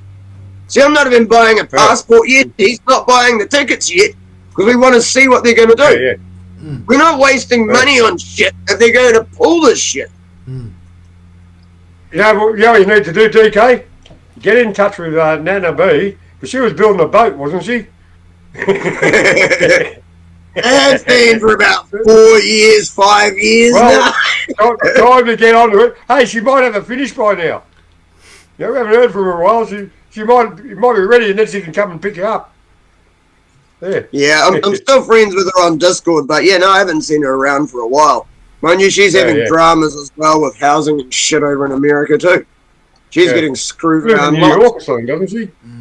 New York? Just out of New York, not New York City, north in some smaller town thing. There's something that this reminds me of. Like the last couple of days, I've been getting a bit of work done while I've been here myself, but I've been like totally afraid that I haven't been able to get my work done or get into the flow or whatever. And I realized something, that it was because I was thinking about multiple different things. Like if I've got 10 things to do, I'm thinking about 10 things and doing none of them. But if I found that if I just like say to myself, one thing at a time, Vinny, one thing at a time, one step in the right direction, one step in the right direction, then I'm actually able to get a lot more done, kind of thing. And that's what's difficult about being a conspiracy theorist, and I say that in a positive way, by the way, is because the amount of things that we have learned that are problems, that are dangerous, that we could do something about, it's too overwhelming for one person. We're only one person, we can only do one thing at a time. Of course, I think Sir Ken Robinson talked about women having a corpus callosum than men. It's the bridge between the two hemispheres of the brain, and that's why they're better at multitasking than men. You know, they are. You know, when his wife was cooking, she'd be talking on the phone, she'd be singing to the kids, painting the ceiling over here, a little bit of open heart surgery, you know, and he cooks. The door is shut, the phone is on the hook. Anybody bothers him, he gets annoyed. He says, "Terry, please, I'm trying to fry an egg in here." See, I'm not that bad. I can actually multitask, but it's the difference between doing one thing well and several things kind of okay. Well, that's what Vinny was sort of saying. How but women, you do focus on one thing. You can do one thing well. I mean, I can do lots of things at the same time, but they're all going to be like average. Yeah. You can focus on the one. Saying, that crossover thing with the brain, whatever you call, what do you call that, Vinny? The corpus between the brain thing. The corpus callosum. Yeah. Well, that the reason that's there, I think, is because women, they are basically mothers, and what does a mother have to do during everything to do in being a mother? You've got to multitask. The bloke doesn't need to multitask so much because he's out there working or protecting, and generally, you know, that's what we're suited for. And women, they're suited for that.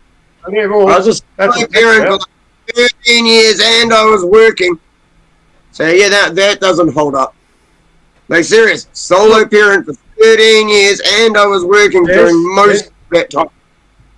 Correct, but the thing is, most single parents aren't blokes, are women, and whether they do it good or not that's debatable.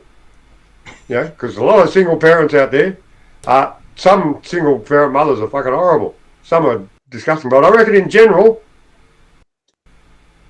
I would say the women may do it better because they're structured to do that. Like the present world situation, you can't really compare anything that's really happening. But here's how it works. It's like they have to do it well, or else they lose their kids and they don't get a benefit. Selfish interest is actually what it comes down to a lot of the time. I remember, what was it? I was looking into the history of Sparta and how it collapsed. Now, one of the main reasons why Sparta collapsed was because of women. Women were given the inheritance of the men who would die at battle. And in some cases, like she would be married to a lord or a king or something who died in battle, and then this woman who didn't earn any of this money, who isn't part of her that isn't part of her family, whatever, gets passed solely to her to distribute it as she will. And so women in Sparta had so much power that just like anybody with power, they prevented anybody from taking it away. Now, by taking away their power, they meant they would be using that wealth to construct things, to fix problems, so on and so forth. But these women didn't want to do that. And so Sparta, the physically population around that area of the world, and one of the most advanced technologically, basically collapsed into ruin because ultimately it was an unbalanced scenario. Now, men and women think about things and they work differently and what have you, but I wouldn't use the word differently. I would use the word ideally complementarily, right? And the word here is virtue. It is said in the Bible that a virtuous woman is worth her weight in rubies. Now, to give you some perspective on that, diamonds are 1/10 the price of rubies, okay? You can imagine how valuable a virtuous woman is. She is nice. She is thrifty, right? She doesn't wind up blowing money, and she's entrepreneurial. And she helps people get over issues. She's very nurturing, caring, and she supports the man that she's with. A virtuous man has very different things. He's strong, he's controlling, he's forceful, and he's protective. Okay, and he provides. These are the things: softness, women. Hardness for men, so that when the men have something that is a real problem for them and it affects them emotionally, he's got a good woman to help him through that. And when the woman has a problem that she can't handle, some kind of big threat or some big problem, she has a man to help that problem. And they work in a complementary fashion, ideally. Now, what's problematic is in the late 70s, when the Rockefellers started financing through the CIA Miss Magazine and feminist movements, they managed to get another 50% of the population to tax. That was the entire reason for the feminism movement. It had nothing to do with your rights, ladies. It had to do with making sure that you weren't in the home, nurturing and your children and your man. Okay? That way, your men would become despondent because they'd be like, what the hell is the point in me busting my ass if I get no love or respect out of it? And your children would become little brats and addicts and things of that nature because you're at the work all the time and you can't actually nurture them properly, and you make them feel abandoned because you have to put them into daycare with strangers, which when you're like under 5 years old or young at all, being abandoned by your parents to strangers is incredibly traumatizing, and so they break the bond of trust, and that's why your kids don't respect and they grow up to be little pieces of crap, like kind of thing. You know what I'm saying? Now, of course, this isn't carte blanche 100%, like there aren't exceptions, but this is one of the natural products which we can see in bearing out in the statistics here today. And it all started with the theory of making women equal to men. I'll tell you what, you're not. Okay? If you were, you'd be 80% of the suicides like men do. Okay, you'd be dying on the battlefield 97% of the time like men do. You'd be doing the majority of the workplace deaths like men do. Okay, we are different, but that doesn't mean we have to be adversarial. We are different, and that means that we can, if we work together, complement each other. It's not about strengths and weaknesses. It's about doing what we are most capable of to help each other through this very difficult life. Exactly. That's 100% what I was about to say. No, not really. But yeah, if you can find someone who's complimentary, someone who's complimentary to you, then you should be able to work together in things. Yeah, and that's as opposed to being disrespectful. Have any of us? Ellen did. I had a relationship with a beautiful lady for 25 years. Unfortunately, she died, as they do. But yeah, like it wasn't 25 years of bliss, I'll tell you. Like there was a few years here and there where we weren't really friendly or everything. But in most part, we were. We fucking loved each other and we complimented each other. But that's what real love is. When you compliment someone. Most of us don't get that. It generally lasts 5 to 6 years type thing. I've been lucky before someone bails on you. Does it really come down to luck, or does it come down with choosing? Discrimination is the word that they use. It's a kind of like a pejorative word. But the thing is, you don't find the woman of your dreams by throwing darts at a phone book, do you? No, you curate your choices. No. There's this person over here who's got a hell of a lot of tattoos and narcissistic personality disorder, swipe left. There's this one over here who's a South African farm girl who's never been married. Give her a tick. You know, that kind of thing, right? There's very much a pattern to our behaviours. we go through life, and everybody's got some kind of a track record. So if you're with a woman who always talks about how horrible her exes were and she can't stop talking about it, the common denominator in each of those relationships wasn't each of those guys. The common denominator was her. Okay, and this is the thing, like in abusive relationships, men are getting abused too, but they do not have men's shelters to the same and number that there are women's shelters. And I believe that this may be partially some of the reason why men commit the majority of suicides. One of the other reasons for that is men are taught to ignore their emotions. So what we're talking about essentially is a bunch of emotionally immature men and women who are being, in men's case, women, for them being emotionally mature because they don't want to have a look at themselves, or vice versa. And the whole is with creating your own personality and your own sense of self, i.e. the ego, is that ego needs to be destroyed from time to time so that you can shred yourself down and rebuild yourself back up. And know that you are imperfect and that the things that you do habitually in life are you. And if who you are is not who you want to be, you have to change all those habits, and that means destroying who you once were in order to create something better. And most people would much rather be miserable for the rest of their lives than shred themselves of everything they've got and start from scratch. I've started from scratch many times. Mm-hmm. My life's always been perfect. I've had no issues. I'm just fucking great. Bloody just Australians, eh? It's just like no one asked. We're in the lucky mate. We're in the lucky country. We got women who stay with you for 25 years. We got 25 beers for $25. We got, whatever it is, mate. It's always been like holy shit. Yeah, see,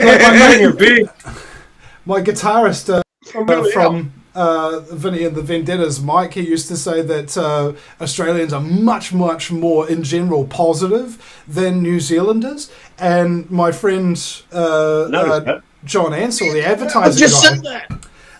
advertising guy, who told me that New Zealanders' quintessential characteristic, as in like the thing that we either are known for or should be known for, is a distinct lack of enthusiasm.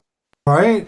And I remember down south to go to university in Dunedin, I noticed that like the further south in New Zealand you get, the less enthusiastic people become, and like to the point where we're at a crate party and there's like about 30 people around drinking, and the South Island next to me goes, "Yeah, it's gonna be a good night, bro." And I my mate Liam, who's from Auckland like me, and I said, "These guys don't look very enthusiastic, bro." And he goes, "Are you kidding me, Vinny? I've never seen them this excited." And it's if only you'd met me and Dunedin when you were there. Holy shit. To be honest, you probably actually met lots of people I know, but I'm not going to just ask names. Did you know this guy? Did you know this guy? Yeah, I know. But you Dunedin at university probably actually met lots of people I know, because my whole circle of friends was everyone who sold weed. And so, you definitely met someone I knew, but I don't remember meeting you myself. But you definitely met someone I knew. And so, like the Scots, why do all these people settled the south, and Kiwis come over to Australia? Then I wonder. Well, so many do, and the thing is, the climate is, I hear, a lot better. Like, for example, in New Zealand, I think where I live in West Auckland, which is like a microclimate right next to a frickin' rainforest, if we get 3 days without rain, that's like amazing. Usually you don't go more than 1 or 2 days without rain. And really? Oh yeah, it's moist as out here. Like there's a hell of a lot of mold, mildew, absolutely everywhere. Wasn't it sunny most of the time that me and Ellen came and visited you? I know, but that was because you were here. That was because you were here. Okay. Oh, did I bring sunshine with me, or did he? Everywhere you go. Most of the time I was in New Zealand. I got hardly any rain. And that was because when you came to New Zealand, it was after a 3-year period where there was almost nothing but rain. All right, I remember walking down in by the shopping mall in New Lynn, and I noticed that there was a bit of dry sidewalk at one point, and I went, "What the fuck?" Like, it shocked me. I was, I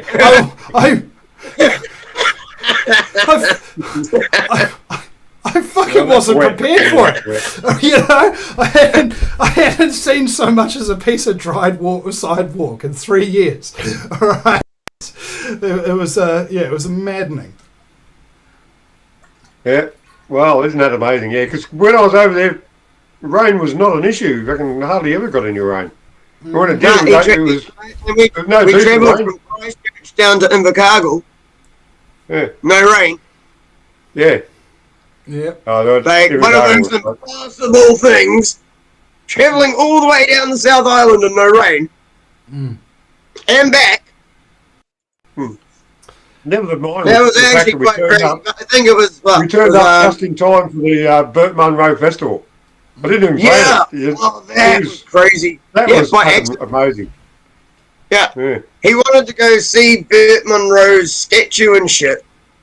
And the weekend we went down, it was actually the memorial festival for Burt Munro. Like, just one of those random things that, like, you think you're going to get a hotel. Like, you think you're going to get a room. It's like, no, this is the memorial weekend. And we're like, oh shit. We did get a room. The reason we got a room was because there was this hotel. There was 4 cops. Yep. And we even got shifted from the first room to the second room because we stayed there 2 nights. We got shifted to the second room. There was cops on this side, then one other room, and cops on that side because we got put into a corner room. And we had cops everywhere and shit. I'm outside at like 9-10 in the morning having a beer and shit and talking to cops. Yeah. And we didn't get pulled up for drink driving once. I mean, thank goodness for that, right? Especially with drink driving.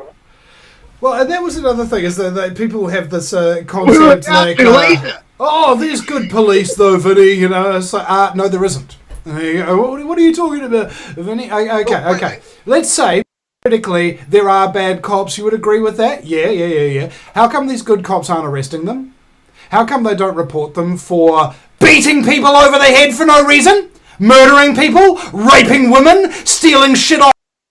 Okay? Is that what good cops do? They just sit by and let that shit happen? No. Okay? They're all bad people. And they're all cowards. And they're all in a cult, period. And at the end of the day, the police as an institution is a very bullying institution. Like some of the people that I've interviewed former police prosecuting Sergeant Grace Hayden, Detective Natasha Suarez, and Constable Buck Rains, all from the New Zealand Police. I think Grace told me that the New Zealand Police are so you will either leave or become corrupted.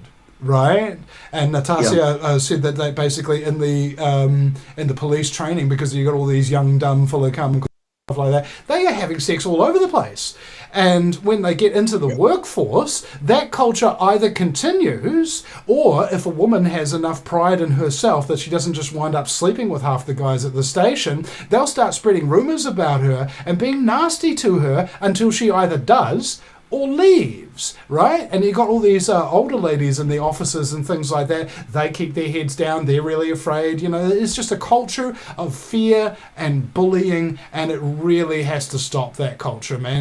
Like back in the day, I remember, the English Bobby on the beat sort of thing. Hello.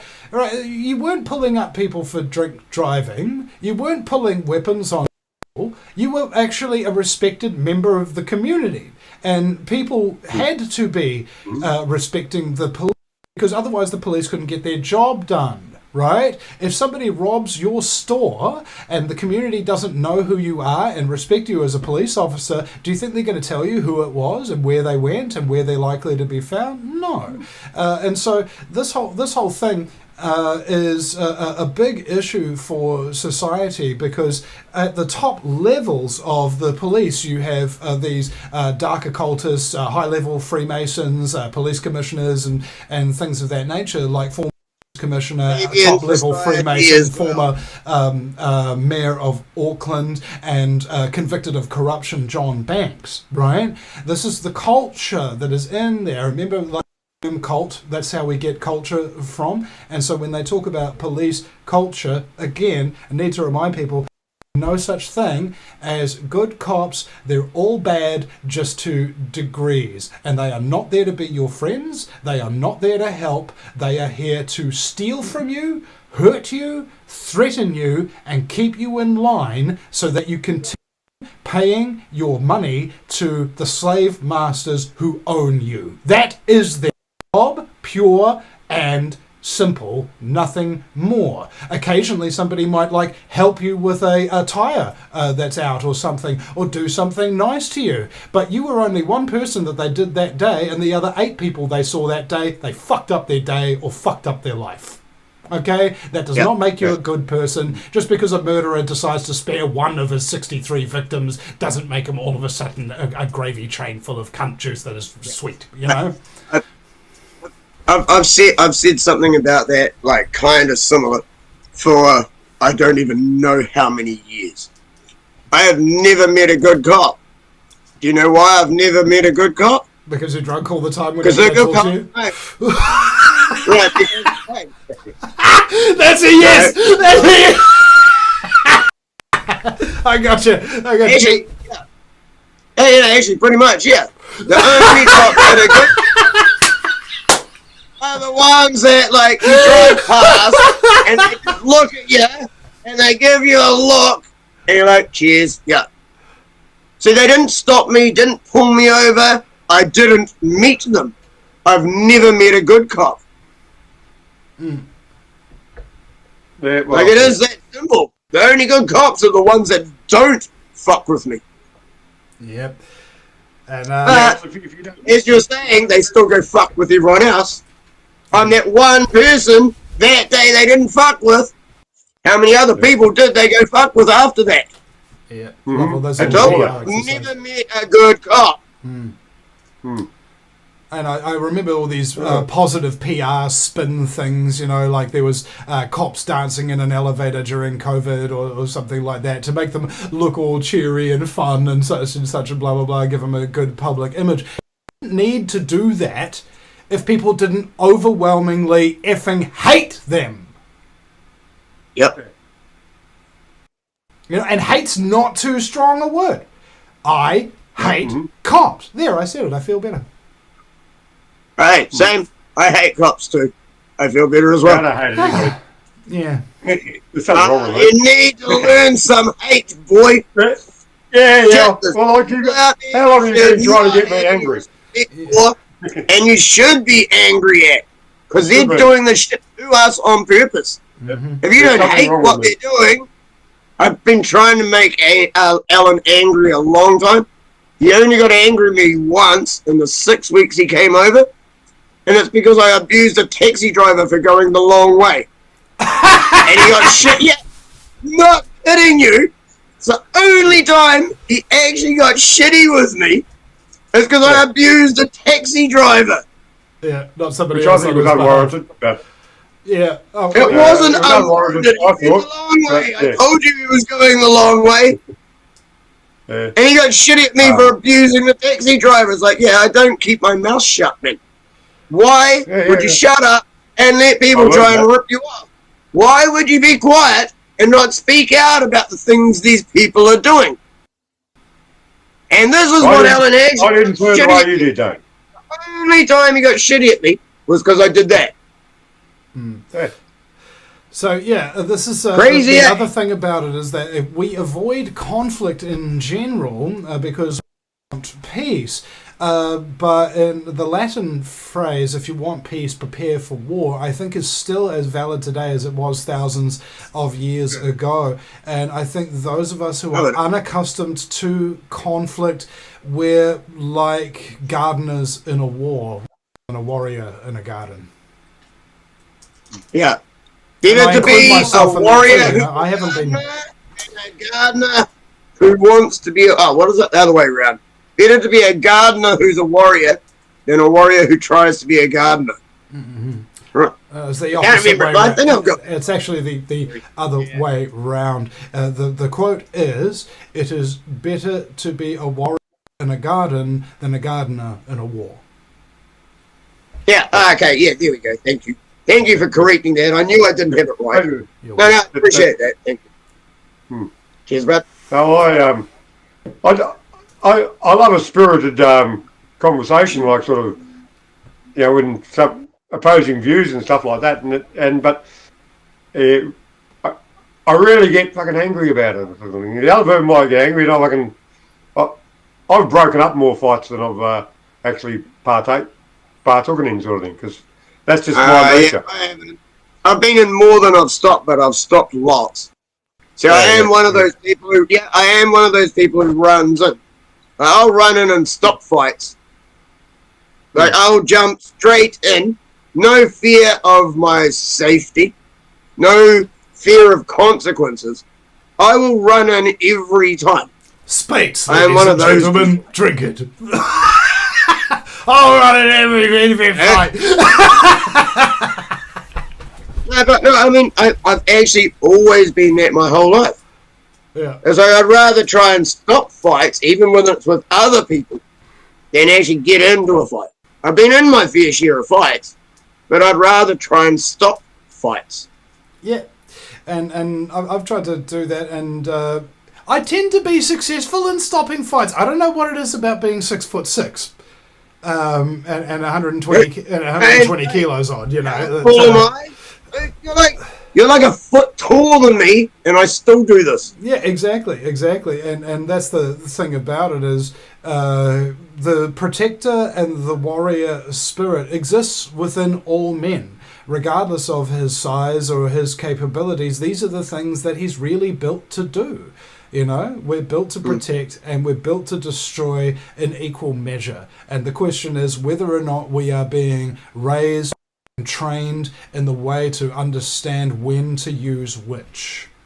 And at the moment nowadays, I believe that many men are being overprotective, but not of other people, of themselves. They're afraid to put themselves in danger, to stand up, and they're afraid to speak up, and not for pussy-ass reasons, for good reasons. You stand up against feminism, Islam, climate change, vaccines. It doesn't matter what you stand up against as a man or a woman these days, you will get a hell of a lot of people very much not like you. And the biggest fear in mankind's history, every biggest fear, public speaking.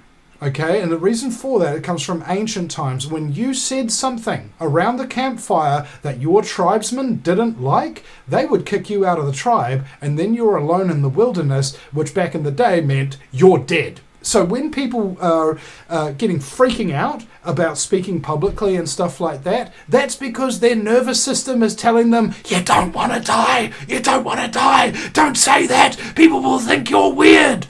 Now, the difference between people who accomplish very little, historically speaking, and those who accomplish a lot, historically speaking, is the people who accomplish a lot have that same voice too, and they ignore it. Yep. Fully. 100%. When I first started speaking, public speaking, I used to throw up before every time I spoke publicly. Like, every single time. I think when I was up in Auckland and spoke, like, at the commemoration event of Wellington, when I spoke there, that was one of the first times I didn't throw up before public speaking. It's like, yeah, there is a lot of fear, there's a lot of nerves, and you know you're putting yourself out there in front of your tribe, and you're saying shit, and you don't know how it's going to be received. Yeah, I really need to get over my my Wellington thing. Like, I wasn't allowed to go to Wellington, the big protest, you know, the biggest protest I'd ever conceived of in my life during my time here. And I wasn't allowed to go because of my bail conditions for getting busted earlier. I was like, Vinny, you blew your load too early. You know, you hadn't learned from porn. You know, Premature. yeah. Shit. Premature. What's the word for like speaking that is very similar to ejaculation? Masticating. You know.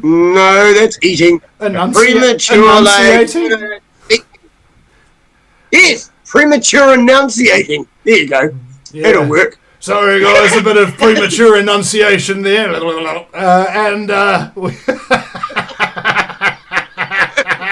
I think I just blew my load. Now I'm screwed. You blew it, Vinny. You blew it. Oh, and it's tremendously unfortunate.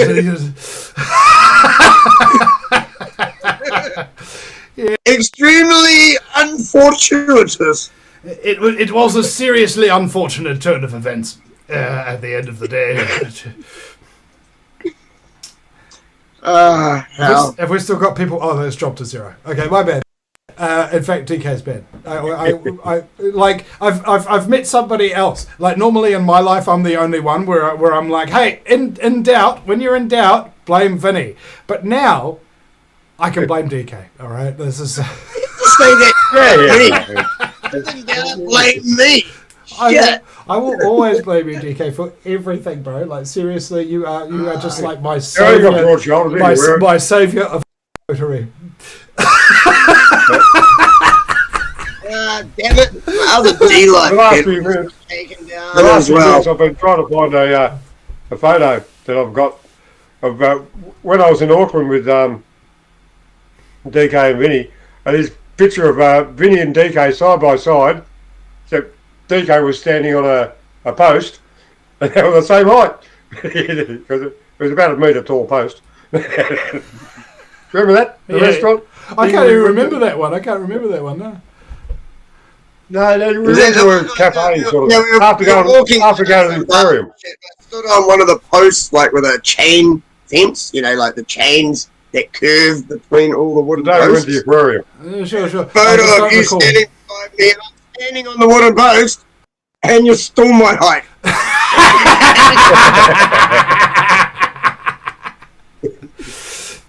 Well, they say being tall is actually a leadership characteristic. Statistically speaking, if you look at political races, the tallest person tends to win. They don't always, but they tend to. And that's why Winston Peters, the head of the First Party here in New Zealand, always has an apple box to stand on when he's doing debates. You know, it's a real thing, man. And people's sort of like hardwired thing, like for example, first impressions. If you look healthy and healthy, in 1/1000th of a second, people when they first see you, boom, first impression, just like that. It doesn't matter who you really are. It doesn't matter what you say. It doesn't matter what you sound like. It is all. And do you look healthy?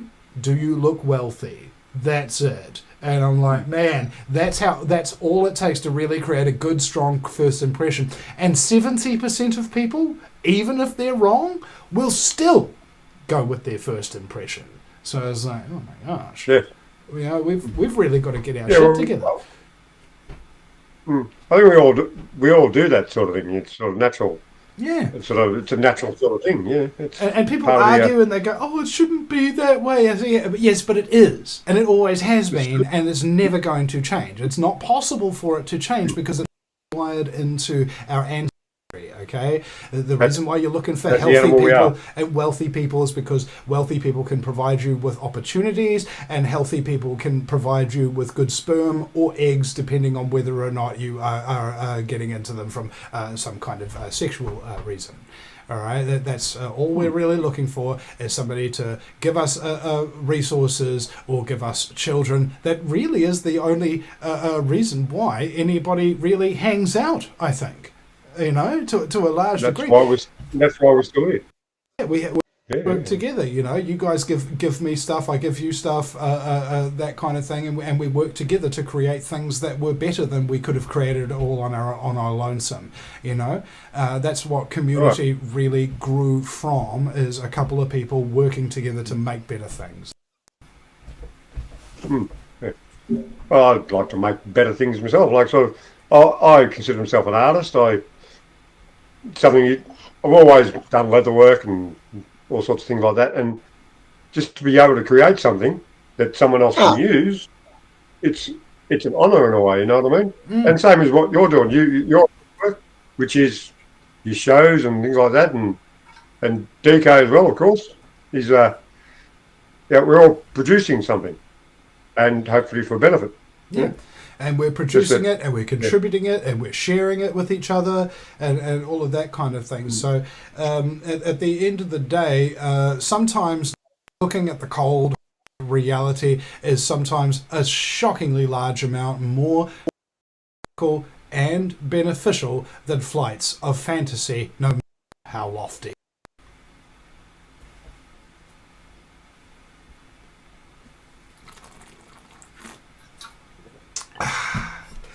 Now, with that being said, what have we been doing this show for? A little over 3 hours now. Oh my God, it's 3:22, right on the Skull and Bonesman. No, that's only like 2.5 hours. We haven't even hit 2.5. We started at 1. Oh, well, did we start a bit late? Did we? Oh, no, you're right. Sorry, I did 2 hours this morning though. I think you were about 10 minutes late, but yeah. Yeah. This is only going to be an hour show, but we got carried away. Yes. No, I never do hour-long shows. Yeah. Shit. Yeah. Sorry about that. Well, and Barack's I think it's basically time to wrap it up, because I'm out of beer and I need to go get some more beer. And that is a very important thing. Hey, DK. Oh, definitely. Yeah, yeah. I can't do drugs and drive. I haven't got any beer. What I just forget. And I need to turn your camera off. I need to take a wiki leak as well, you know, sort of thing. Okay. Just be a little bit of a quick wiki. So you're going to end it. This has actually been heaps of fun. I kind of even don't want to end the chat. You guys can keep on talking if you like, but yeah. Always leave. You want to carry on or not? Always leave them wanting more. Besides, I have a flat inspection tomorrow, so I have to clean up the house after this, mow the lawn, and I've got flatmates moving in as well, sort of thing. And I've got now 3-4 archives that I've done, live shows with people that I need to archive, as well as 13 other shows I need to archive, and I'm working on a radio play version for my mate's script, and I'm finishing another script for Grindspot, and I'm editing a video for the New Zealand Chili Champs, and I'm also wanting to edit a video for the New Zealand Festival scene, and I also need to talk with my ex about sorting out my situation with my son, and my other ex to work out the situation with my daughter. I also need to do a bit of banking so I can pay my so on and so forth. I've got a few things on my plate, so I'm very grateful Just a busy, to have been here, but nevertheless I cannot stay forever. Okay, well I'm going to flick off. You guys can carry on chatting if you like, but I'm going to end my stream. Thank you very much, guys, for being on with me today, because you guys are quite good at what you do, and me, I'm not the sharpest knife in the block. I'm a bit like a bread knife. I cut through difficult subject matter, but always leave plenty of crumbs on the board. Now, that's my little outro thing. Hey, guys. Okay, thank you, ladies and gentlemen, for listening in, and thank you, DK. Thank you, Amos, for everything that you do. I actually would feel. I remember one. I actually burst into tears when you guys were here because I'd felt so alone and isolated in the New Zealand truth movement. Like nobody about me, and you guys came and you did care about me, and it made me feel so loved, guys. Thank you so much for doing that. I appreciate you whole bunches. Goes back at you as well, man. I'm sitting here doing everything myself too. Mm-hmm. And that's so yeah, that goes both ways. We really aren't alone, are we? And sometimes we need to be reminded of that because it's so important to know. Thank you. Sorry to drizzle jism in your mouth while we're trying to hang up the phone. Nine, Jewel hung up first.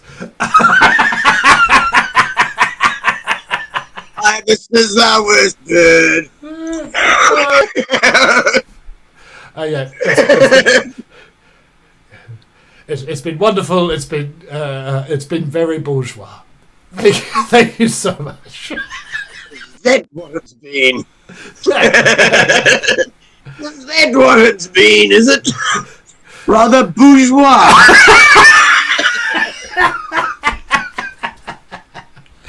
Getting on the boosh! The boosh! Alright, catch you later, everybody. See you guys.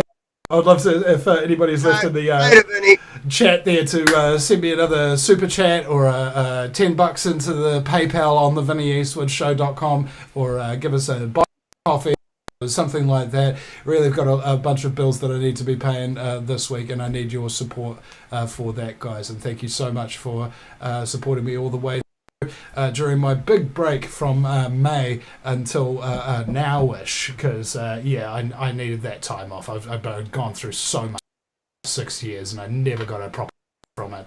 I just always had to keep doing the show. I was just burnt out, had no empathy, didn't care about anybody, and I was like, oh my god, that's wrong. Let's have some time off to rest and recuperate, so I can continue. I can come back and continue to actually care about people without my empathy level being drained by dealing with crap. You know.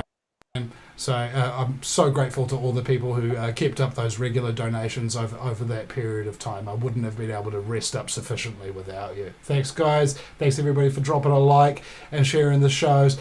Really, really appreciate you. Thank you so much, and we'll see you again sometime. Laters, Vinny, my friend. Cheers, guys.